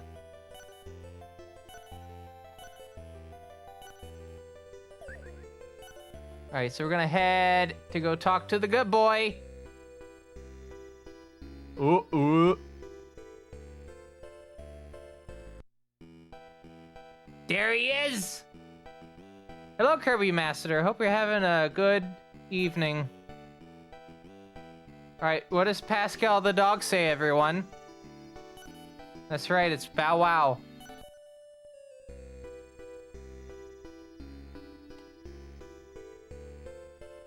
Still owe me for not showing off my PC Engine games at HDQ. I was playing a lot of it in the practice room. I think that was the problem. I was playing a lot of it in the practice room. I also only got my issue resolved with the controller port on, I think, the Friday of the event.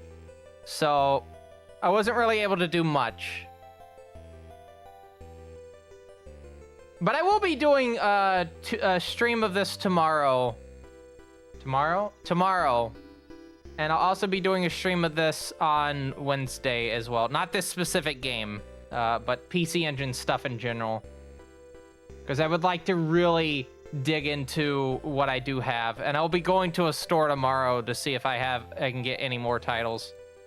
I would like to get an actual proper TurboGrafx 16 because I have a converter. And I need to see if it works or not. If I need to, like, fix the pin 29... I think it's pin 29 or 26. Anyway. There's Ketchy Joji. Plus, I wouldn't have been able to show you this because this is on the PC Engine CD. Alright, so we gotta talk to the guy here. And he gets violently ripped apart. And unironically, this version of the battle theme kind of slaps.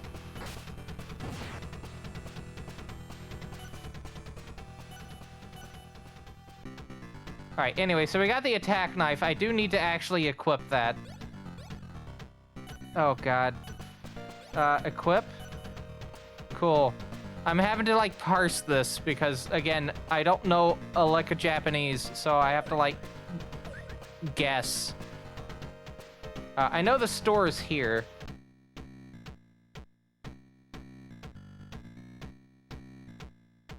That's right, my store just appeared out of nowhere. Buy my wares. So that's helmet. I'm gonna have to buy each of these, essentially.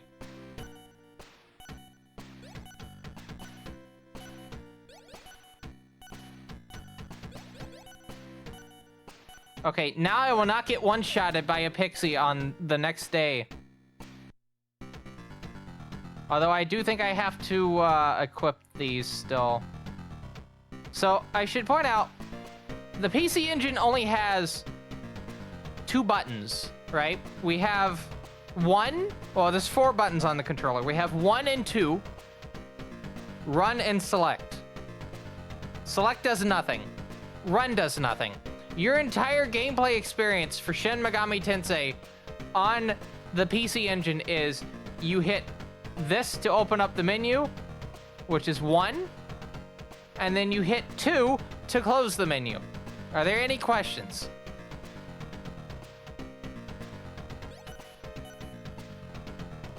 Again, this is a very bare bones port.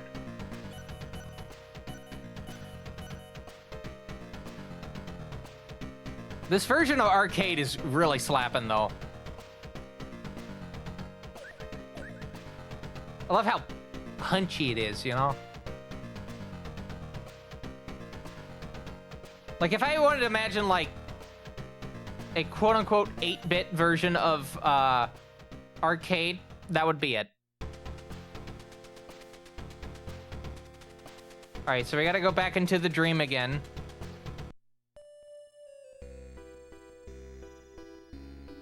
Oh, I forgot. I have to do actual input. There we go.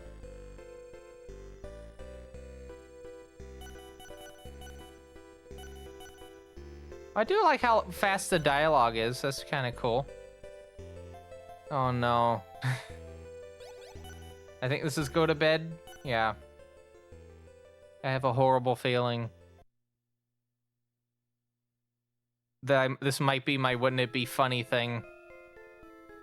Turning into, oh no, TBCR might learn this route as the route instead of iOS because it might be even funnier.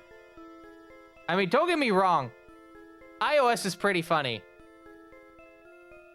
8-bit conversion is even funnier.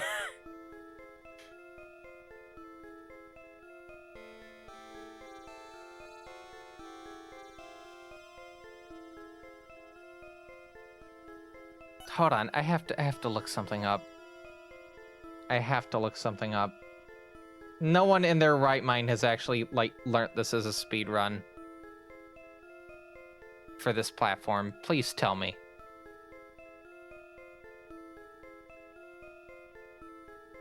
What I'm kind of curious about is... Hold on. SNES.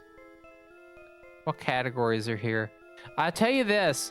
No one has bothered. They don't even have this listed on the leaderboard. There's no leaderboard for this particular, like, console. There's only Super Famicom, PSX, Game Boy, and iOS.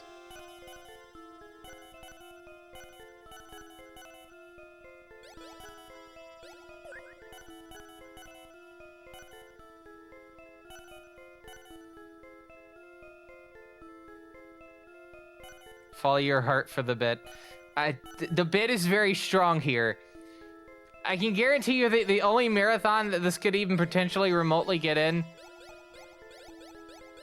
along with I think iOS SMT1 could potentially get into a GDQ because of the comedic factor of I'm doing a JRPG on a tablet. First-person dungeon crawler, nonetheless, on a tablet, and the menuing on a tablet is, ooh. I could see this potentially being done at, like, RPG Limit Break. I don't do role-playing games normally, obviously. I'm an FPS speedrunner, primarily. All right, everyone. Oh, no, I need to go back over there. I need to save. I need to save. I need to save. I need to save. I need to save. I need to save. Go back. Go back. I think I can save on this? I don't need a Tenokoi, do I? Do I? I hope I don't need a Tenokoi. I think I have saved. I think I have saved. We'll find out in a bit. If I need a Tenokoi or not. I can buy I can buy one. It's like 20 bucks. Just for a little card, not the actual, like, adapter thing. Alright. In my original playing of this game, up until I put my PC Engine Duo away for a bit, I walked this one step, got into an encounter with a pixie, died. And that was my furthest extent of playing this version of SMT. Two steps! That's impressive! Is it a pixie?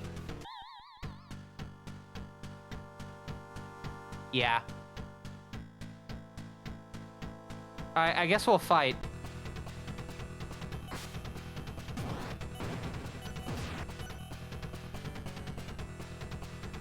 I'm just gonna auto. Cool.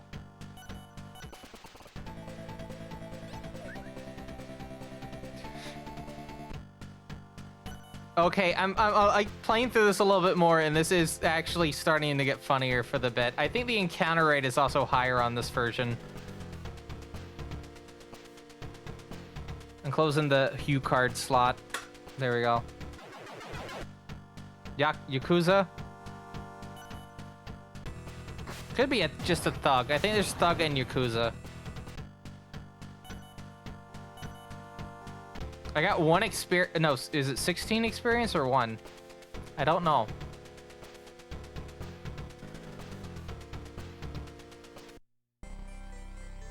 Alright. So again, we're just seeing how far we can get in this 8-bit version of SMT1. Again, as a reminder, we have just finished SMT If a bit ago. I will try to have the complete Akira route on the playlist on my main YouTube. And the VOD will obviously go up on YouTube after the stream.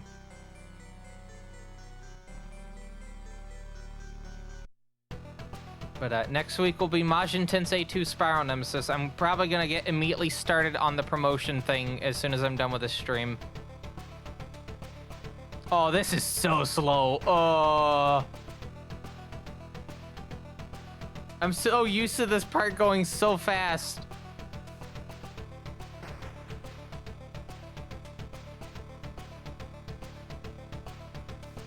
I like how the text is also illegible because of how wavy it is.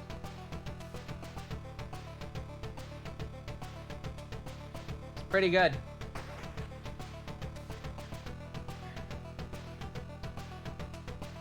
Oh, we're at the top already. That's kind of cool. It's in 6-8, by the way.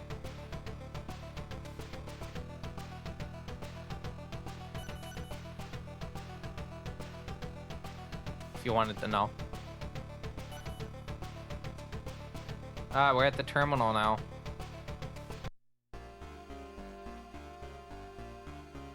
Alright, so we have Doman here, who's just now seen us. We have very loud shoes. And we're just gonna auto on this. And I think Yuji died.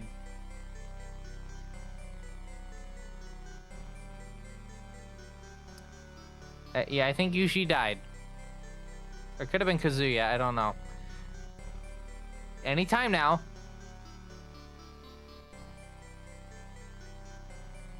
Hello?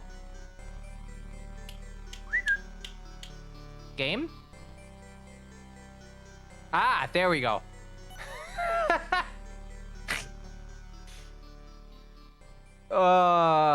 We've advanced so far in CD reading technology.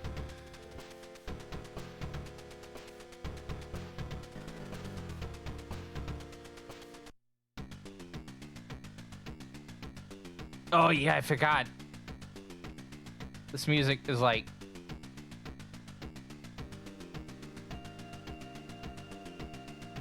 a bit of a bop. Slower pace than the other versions. Lets you appreciate the, kind of like the progression of the piece and also like that part. I just wanted to go for the magnetite. We also have to come over here anyway, but...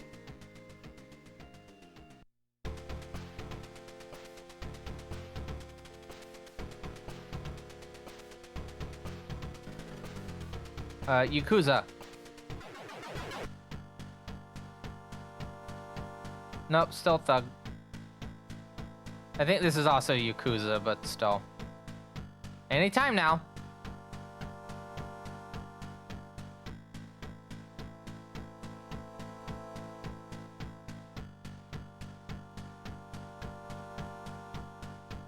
I just now heard the CD-ROM drive just go...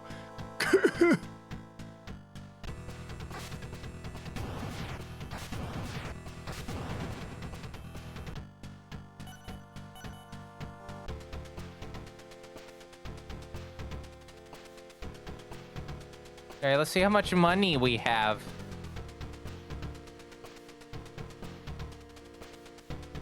That's some money. Which I was able to get to by hitting 1. Because again, that's the menu button.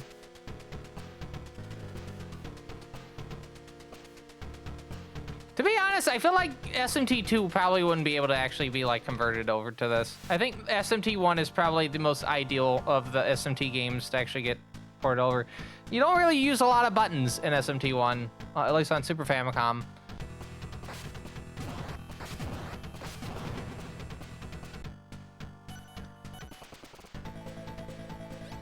All right, we're just gonna stack it on strength. Oh wait, I have enough to get a Hamaya.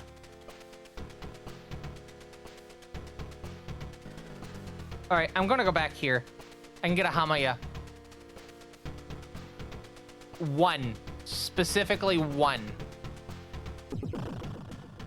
Oh, we got zombie.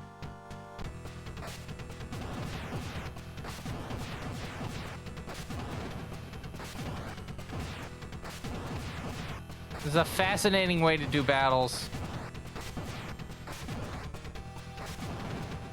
There we go.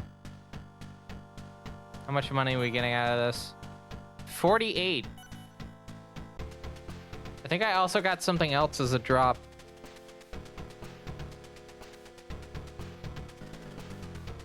Another encounter. Pixie?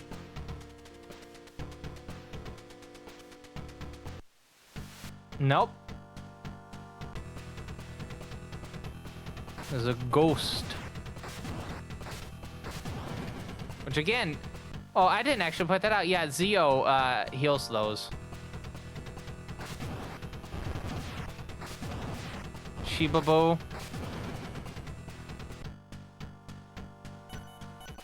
Another level up. We're gonna just stack it into strength.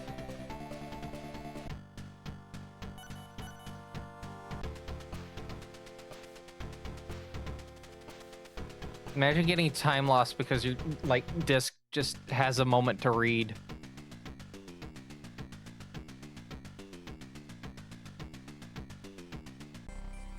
I think the nice thing about like the PSX version and the Game Boy version and the iOS version is the fact that you can I think it's this one? Buy Hamaya. Yes. No.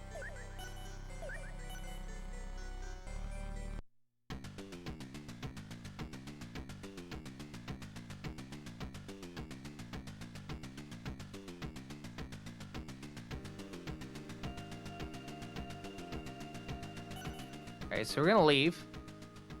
How's the audio, by the way? Should I turn it up a little bit? Keep it where it is? It's not super loud. At least for me. That's why I'm asking. Alright, now we can be accused of a thing and get carried off to the hospital.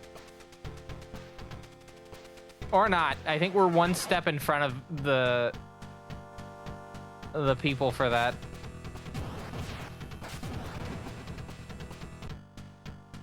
Yeah. I got 1 experience point for that. The singular.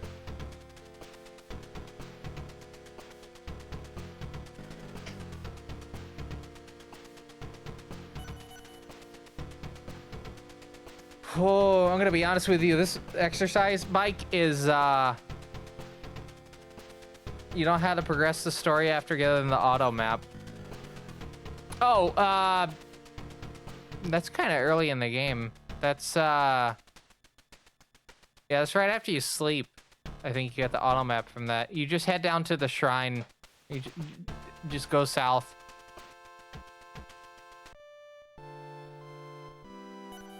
All right, so we have Yuji here. Got that fit. Yeah, we'll help you find your girlfriend who's also named Yuka. That's right. All right, so we fade out and then fade back in. Here's the doctor. We don't have to wait for the things to open up. Do have an encounter, probably a kobold. Nope, Prada.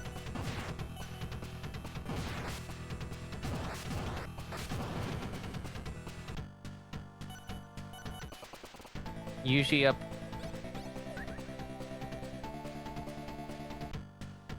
Usually goes up. Okay, we gotta go talk to Steven. Say hi to Steven, everyone. Hi, Steven. We'll see you in SMT 4, I think. Or was it 4A? I know Steven's in 4A.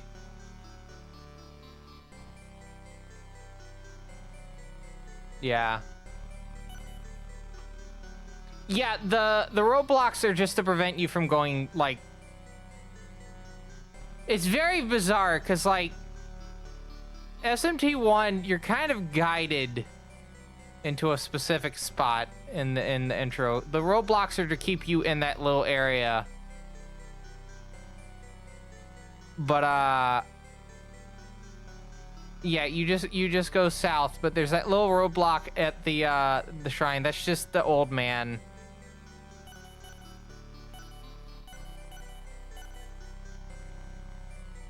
Okay, it's quite clearly saving. All right, can I get the fight with Orias done? Nope, got an encounter. War dog.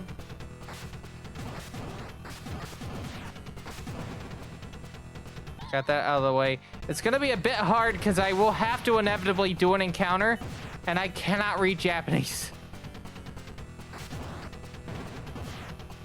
I mean, I can always get my phone, but... The goal is to see how far we can get.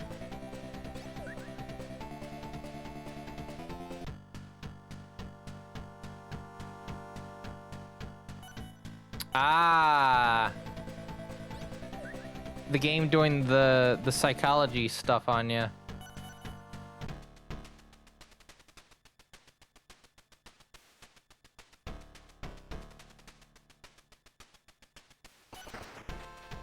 Now, in terms of translations, the thing that I'm getting in the mail tomorrow will probably be used for that, but any like speedrunning stuff will be this thing and the other PC Engine.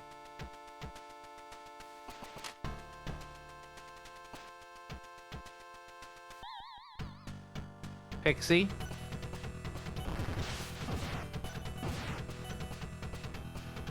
Auto.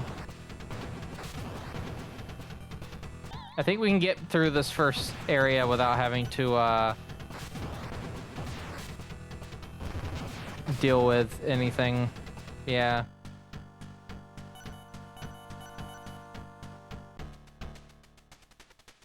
Oh, I will actually have to, like, go for this chest up ahead.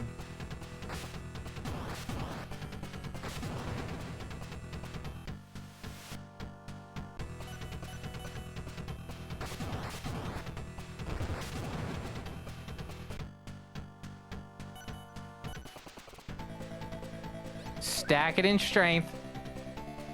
Just gonna keep doing that.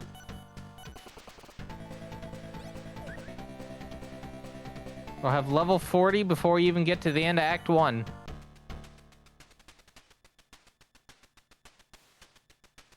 Alright, this is the one I need to go in. Oh, this encounter rate. Oh, boy.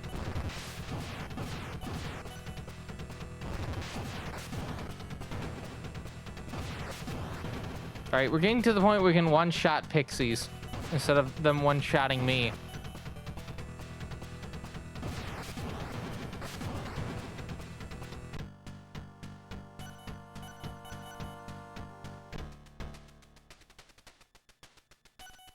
Oh, boy. Alright, we're gonna turn around. Have another encounter before we even leave the door. Oh, boy.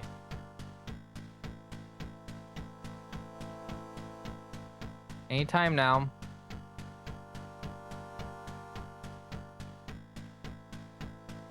Yep. Busy light. Yep, you sure are busy. Okay, cool.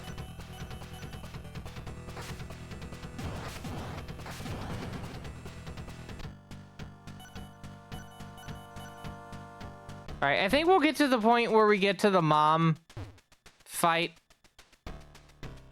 You'll see what I mean. And then we'll probably stop there. I think that's at least a decent little introduction and gives people that have not played through too much at least a decent head start. All right, so I'm gonna use sword for Kazuya, and I'm gonna use the Hamaya. Oh god, hold on. I actually have to use my phone. I gotta use my phone real quick. This music is slapping hard.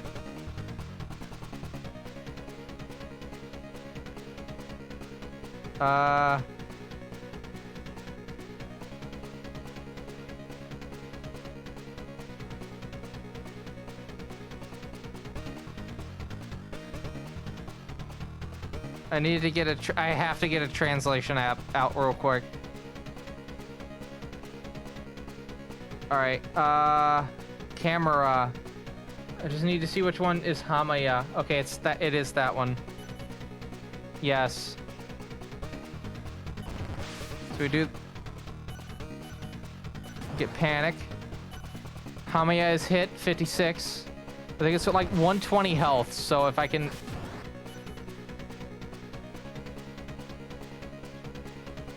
Sword. I think, yeah, Yushi has a gun. And guns have unlimited ammo in this game.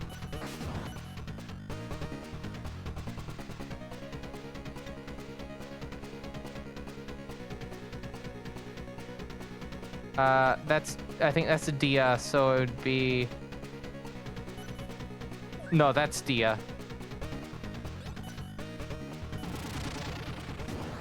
No, that's Zan. Cool.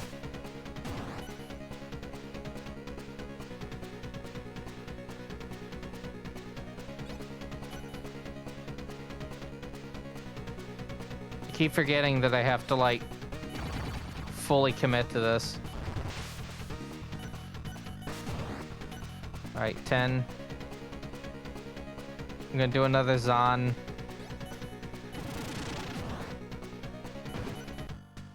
Alright, oh, okay. That was uneventful, like, death noise.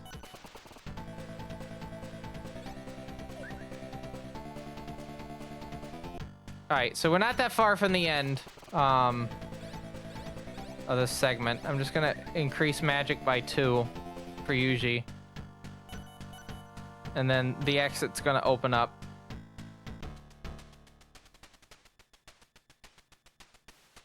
We just gotta get to it.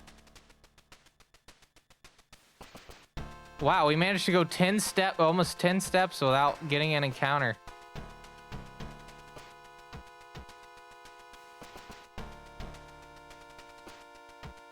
BRB. I mean, we're probably gonna be ending soon-ish, so we'll see if you're back by then.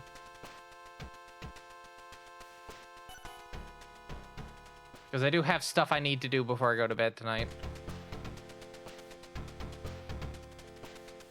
Damn, I thought I was going to be able to go all the way into the mall.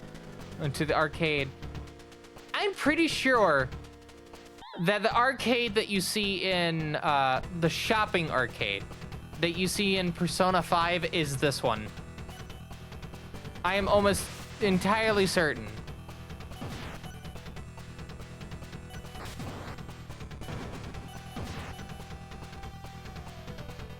Oh no, I didn't want to talk. Shit. All right, let's see if I just get lucky.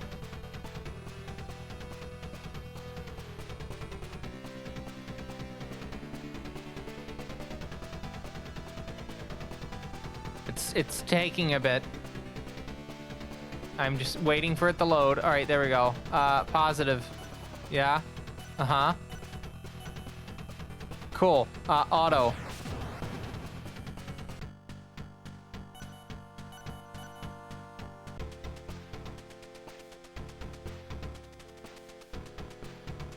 Okay, cool. So now we're gonna go get Takeshi. Sorry, did I say we're gonna go get Takeshi? We're gonna attempt to get Takeshi.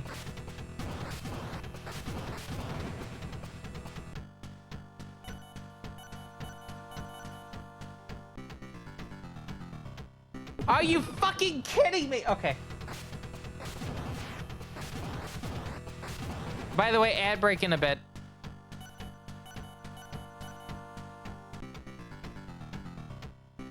No, it's this one. So we get Takeshi here. There's the noise. It's in, quite literally, I think, like... Oh, no, because the ad break will end soon. Or the pre-roll will end soon. It's weird. Twitch is weird.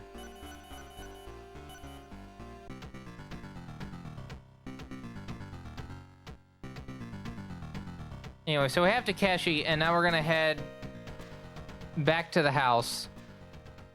And this has a special animation that, as far as I'm aware, is only in this version of the game. So we're gonna talk with the mom, right? By the way, this is a spoiler, so if you do not want to know what happens at this point, please look away. We go talk to the mom, right?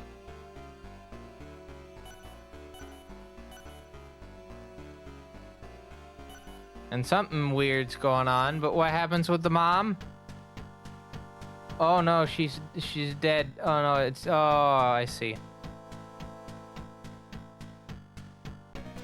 Alright, so anyway, we're gonna use sword, and then we're just gonna use... Oh wait, no, we need to use sword, and then we need to use Aggie. Which I think is all that Takeshi knows. Which does 16, 9 and 10. I'm gonna do gun real quick. 8. Miss.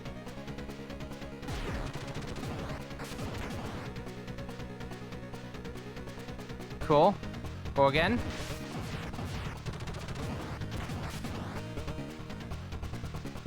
Go again.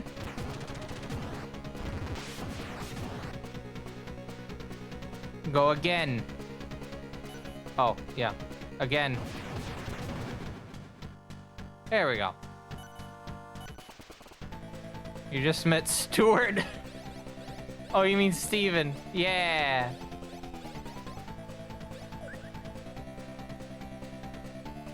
The shepherd of the neutral path. Stuart.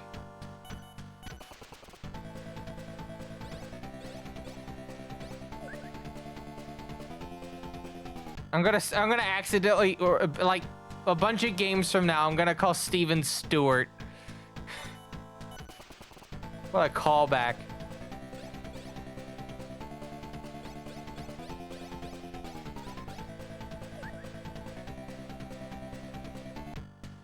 Alright. So this is as far as I'm going to personally get in the game on this version. At least for this stream. I wanted to give you a little bit of a taste. If you haven't played Shin Megami Tensei, I definitely recommend playing it. It's a pretty decent little game. There's multiple versions out there. There's this version, the Sega CD. If you want to play the Sega CD version. There's also the original Super Famicom release, which is a very broken game. Have fun with that. The PlayStation version and the Game Boy iOS versions as well. A lot of versions of this game. iOS is the only official English version of the game. You have to jump through the hoops to get it, though. But the Game Boy version has the English script moved over to it, so that's probably the best way to play it with official English dialogue. It's also the only SMT game prior to SMT3 to have a translation, so that's official Atlas, like, translation.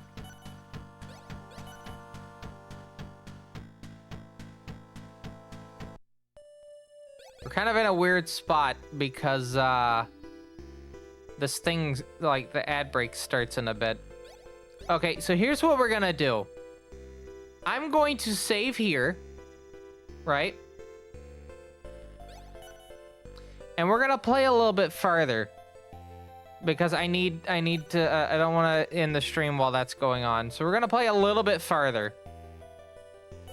And as soon as I take a death, that's it. So we're just gonna play this out. For the people heading into the ad break, we'll see you in a bit.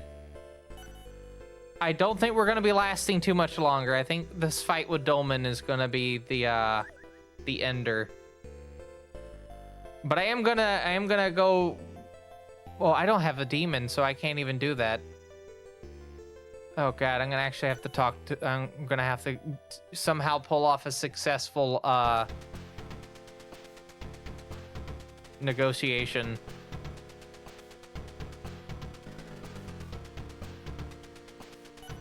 Or we could just do the equivalency of like push a lemming off a cliff. Don't do that. That's mean. What did that poor lemming do to you?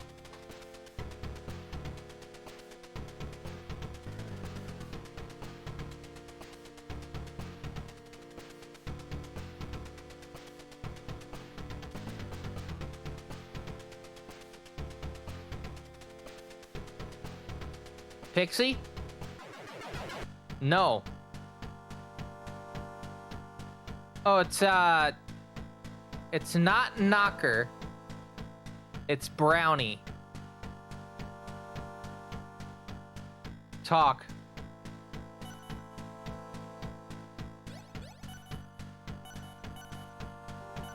Do that. Oh, shit. Okay. I guess we're gonna do that.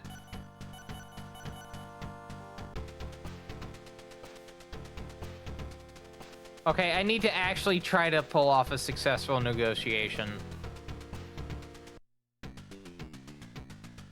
But I also need to go buy an item real quick for the fight with Dolmen.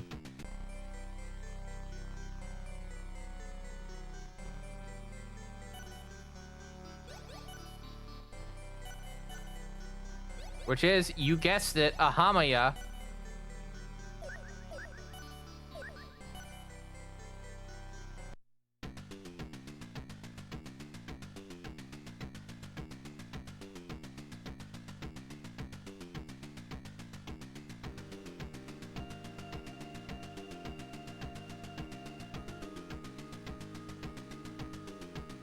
Okay. Gonna head out.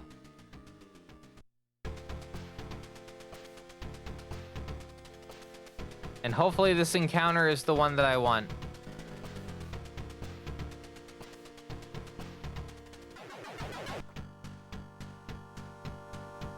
We'll go for it.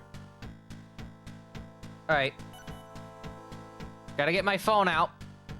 Because we're gonna have to do machine translation, demon negotiation. How fitting.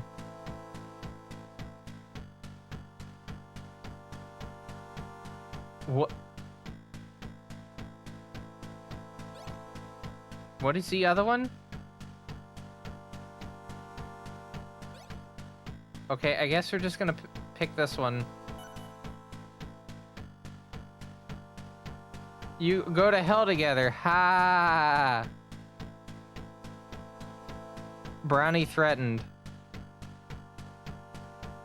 Bite. I feel stunned. Okay, we'll pick that one. There's a question. Oh, okay, we can talk. I'm gonna try to ask the friend. 81 yen? I can give you that. Oh, needs more. 97 yen. More. 41 magnetite. More. Oh no, they're asking for a life stone, aren't they?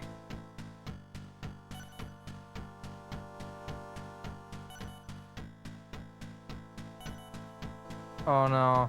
Go.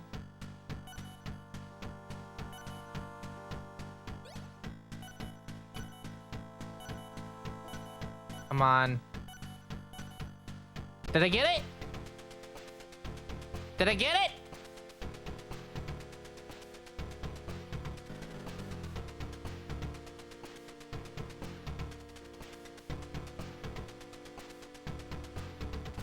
Yeah.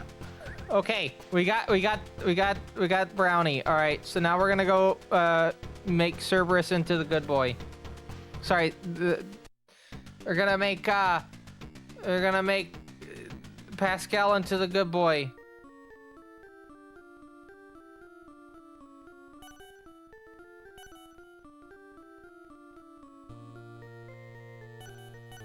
Alright, so here we go.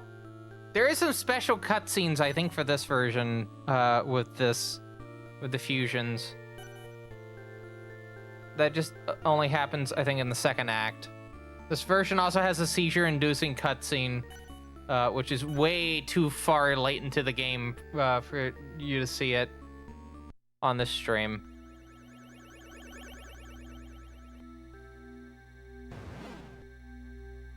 Cool.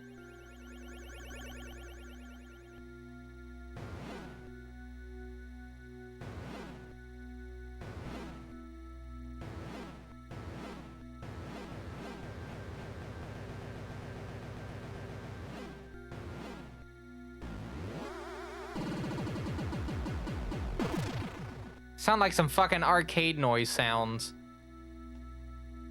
Anyway, we have Cerberus here. The good boy. Which I should point out, I believe on the Sega CD version, the Pascal Cerberus has a special sprite. Which is also the one that you see in the Liberation DX2. Pascal does show up in Liberation DX2. I do need to point that out.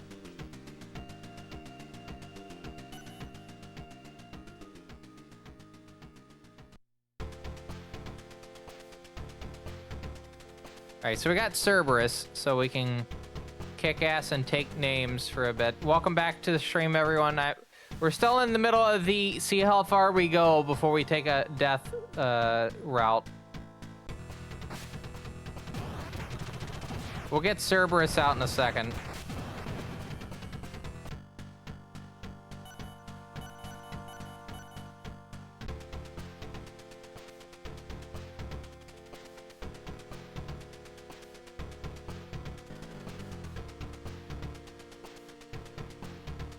Oh, by the way, I'm gonna point this out now.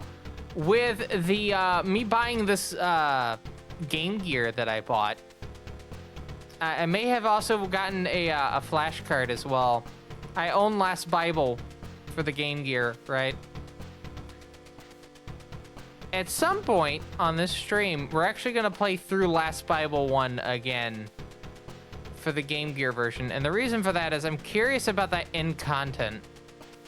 The bonus content in it. So you will be seeing Last Bible 1 again on stream in the not too distant future. I don't know how long it's gonna take for the Game Gear to get sent, but let me see if it's even like started to been shipped. Oh.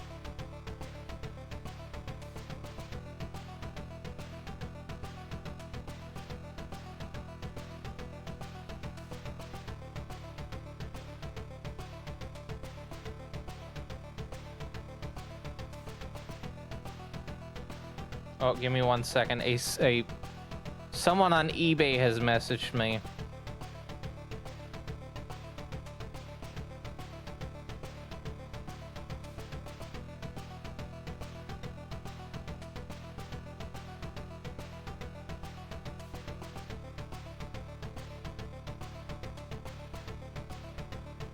All right. Anyway, let's keep going. We're gonna summon Cerberus now. Yeah?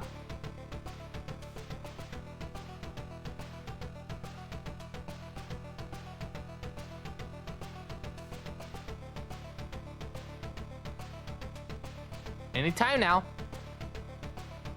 Oh, that comp really takes a while to load. Being a old ass computer and all.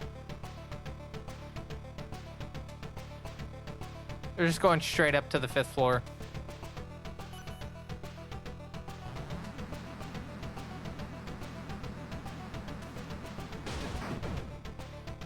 That's a cool noise. If I heard my elevator make that noise, I'd be scared to death. In fact, actually, no, I think I heard the AGDQ elevator make that noise at one point, so... Oh, shit, I hit talk. Oh, it's a full moon. Thank goodness.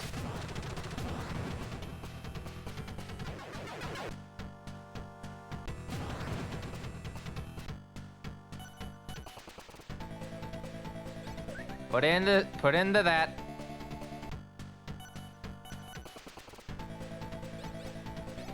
Put it more into that.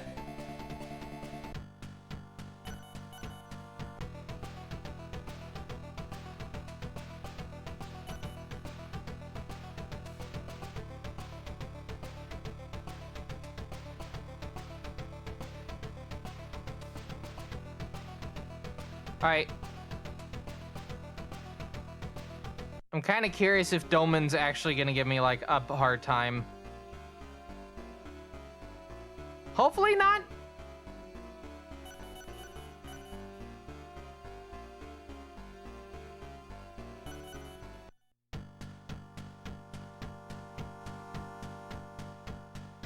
Have to see.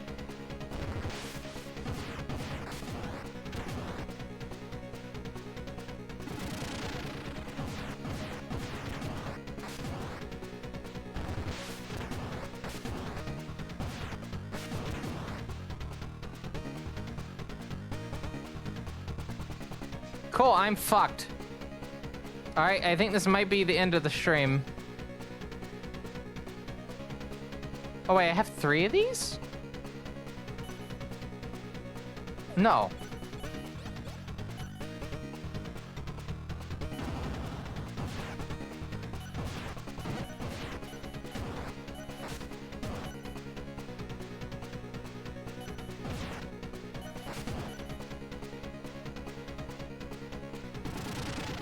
This is it. Yep.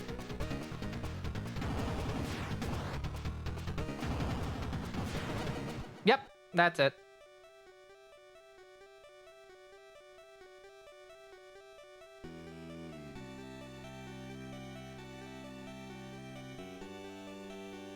And that is Shin Megami Tensei for the PC Engine. Wasn't that cool, everyone? What the fuck is this going on? Where is my... Hold on. Disappearing off screen. Where the fuck is this Palm TX? Where is it?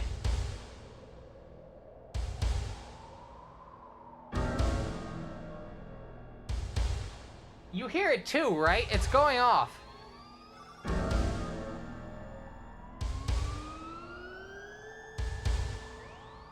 Ah, here it is.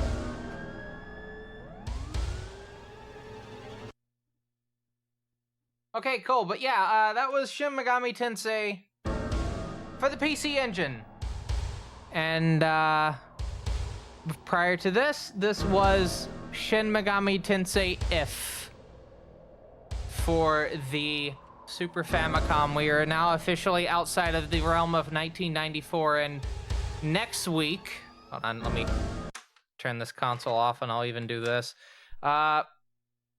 Next week, we'll be taking our beginning steps into Majin Tensei 2 Spiral Nemesis. And unfortunately, I was not able to get an outfit for that game made in time. The jacket, the big green jacket that the protagonist wears is the main issue. So next week, you will be seeing me back in this outfit as we begin our steps, because this is the Majin Tensei 1 outfit, and I know someone's going to bring up, why are you dressed in the other one? Now you know why.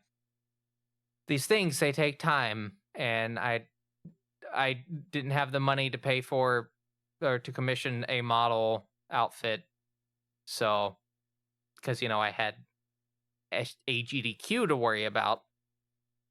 But yeah. Hopefully for another Bible, we'll have an outfit, and maybe even partway through this actual next playthrough, we'll have an outfit so I can swap from this one to the other one. Anyway, I'm going to swap back into the Kurukazaka outfit because we do have... do need to finish this stream out, don't we? Oop, I think we do. Anyway, let's wrap this stream up.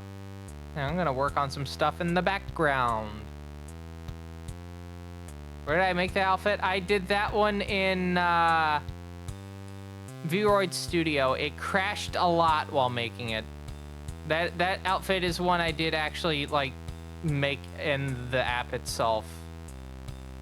There is a outfit credit down below which tells you which specific outfits I specifically made, and if there's any particular textures that I had to use alongside them, it also mentions it. But for the most part, that outfit is entirely made in Vroid Studio. I need to not be using Vroid Studio itself to make outfits. It's just I'm used to doing that. But hello, Connor Clash. I hope you're having a good evening so far as we wrap out this fine quality live stream for, what is it, January 17th, 2026. But yeah, we'll be back next Friday with Shin Tensei 2. But if you're looking for more PC Engine stuff, because that was the PC Engine, the PC Engine version of SMT1 we're looking at, we'll be having a fine quality live stream, our Speed Vestigation series, in which we'll be taking a look at various games I own for the PC Engine, and we will see which ones are going to be looked at in terms of speed games over the next couple of weeks. And we'll also be taking a look at the games on the PC Engine, the TurboGrafx 16 Mini. JJ and Jeff looks like it might be a promising little speed game. It's only 7 minutes, world record. So I would like to look into that to see how viable of a run that would be. But anyway, we must get to the important part, which is we need to see who's live on twitch.tv this evening, and I need to go figure out what I'm doing for creative stuff after this, because I did want to do some creative stuff. That was the original plan for me tonight, was to do creative stuff, and I still plan on doing that. I wanted to talk with Pika on some things, so we'll see how that plays out. But anyway, let's see who's live on Twitch. Start that sentence over from the beginning. Let's see who's live on twitch.tv this evening. Let's first check followers and following, and we'll see who's live. Germna is streaming.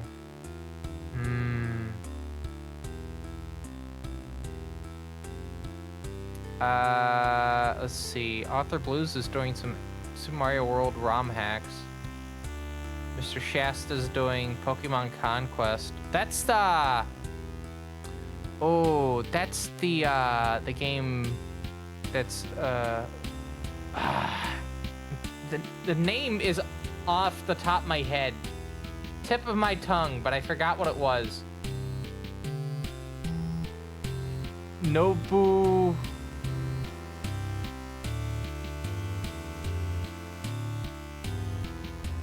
Yeah, Nobunaga's Ambition. I had a feeling it was that. I just could not figure out the fucking name to save my life. That's an interesting little tactical role-playing game. Mr. Cab's doing Minecraft at the moment. Thrin is doing Warframe. Hellhounds is doing Hat in Time. Oh, there's a lot of people. Well, I mean, to be fair, a lot of people are streaming because I'm not streaming at 10 o'clock at night. So that kind of helps a little bit, you know.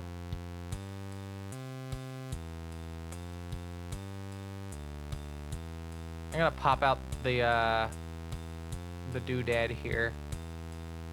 And Captain Clever is doing a retro title.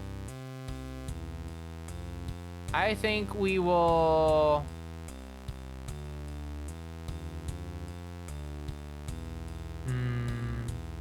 Who's been streaming the least amount of time?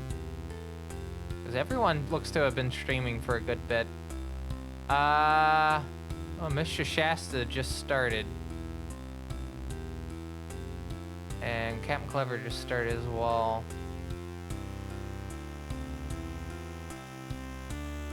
I think I will do... I think we'll do Mr. Shasta. Mr. Shasta. Yeah, in terms of the raid this evening. So while I get you set up to send you over there, first off, I do want to thank everyone that stopped by for the fine quality live stream. I know we were supposed to do one on Wednesday. I'm kind of beating myself over that because that was supposed to be me looking at Rip Chip's Rot Map Pack. That would have been a fitting good start, but things happen. But at least we got a stream out this week. I'll say that. And we'll see how the rest of next week happens. But for the time being, I will say that if you like to keep up to date with this fine quality live stream, you're not doing it at the moment, you thought the stream was pretty interesting, maybe you want to watch more of me going through Megami Tensei. Maybe you want to watch a speedrun stream. Whether it be looking for new games, learning a game, or even running a game. And some other things. Make sure you hit that follow button. We do stream, try to stream at least 3 days out of the week, Monday, Wednesday, and Friday. Monday and Wednesday being whatever the fuck I want to do. And Friday is Megami Tensei in Order, is a dedicated Megami Tensei stream. Unfortunately, due to hardware issues yesterday, that did not happen. But we were able to get stream in today. And Saturday or Sunday, but not both, is usually a bonus day, which could be anything as well. Kind of varies, alternating between Saturday and Sunday. I will note that the fourth Saturday of each month is speedrun requests, so you will get a chance to basically drag my hand and make me speedrun games that I know that you would like me to do. And yeah, if you're following on the stream, make sure you also join the Fine Quality Discord down below. We have a bunch of channels there, one entirely dedicated to Megami Tensei. There's also some channels dedicated to Japanese and European home computers, like the Sharp X1 and 68000, the NEC PC98 and 8801s. There's a third one. My brain is blanking right now. There's also channels for the Commodore Amiga, because I own an Amiga. And some other tech things, Linux, Windows, Mac, some movie channels. There's a Tech Talk channel in general, a bunch of other stuff. And your supporter, if you are a supporter of the Fine Quality live stream via Twitch sub or recurring coffee membership, you get access to a supporter lounge, which has some bonus benefits. There is early access to any YouTube videos I publish. I am going to be working on one tonight. There's also early work in progress prints of that, which you will be seeing the one that I'm working on tonight once I get some stuff done. And behind the scene things and a lot more stuff. You can find a link to that coffee down below. There's also a link to my throne if you'd like to buy an item for the Fine Quality live stream. It is essentially my to-do list, and I will remove stuff off the list as I purchase them with my own money. I actually removed the Game Gear and another item off the list because of that. But yeah, if you like to beat me to the punch on that, you will get shouted out on stream for that, if you do decide to do that. And what else is there? Oh yeah, fine-quality website. It is not only my Blue Sky profile, it is an actual website. You have social media things at the top. If those are the official social medias as well. There's also a stream embed in the middle. If you don't see it, there's extension stuff like ad block can sometimes cause issues. Or privacy badger, I've noticed that as well. And then I have contact information and a list of coaster credits, which I still have not added stuff from Six Flags Great Adventure. Not Great Adventure, Great America. I would like to go to Great Adventure. We'll see how the year plays out. But yeah, a bunch of stuff there. And I do check that email. It's not every day, but I check it like every other day. But yeah, with that said, I'm gonna go do some creative stuff now, like edit some videos so I can actually have a video out this month. So with that, my name is TBCR. I hope you have a good rest of your Saturday, and I will see you back here Sunday night with a speedrun thing. Speedrun investigations, speed investigations for the PC Engine. But until then, take care. I'll see you next time. Bye-bye.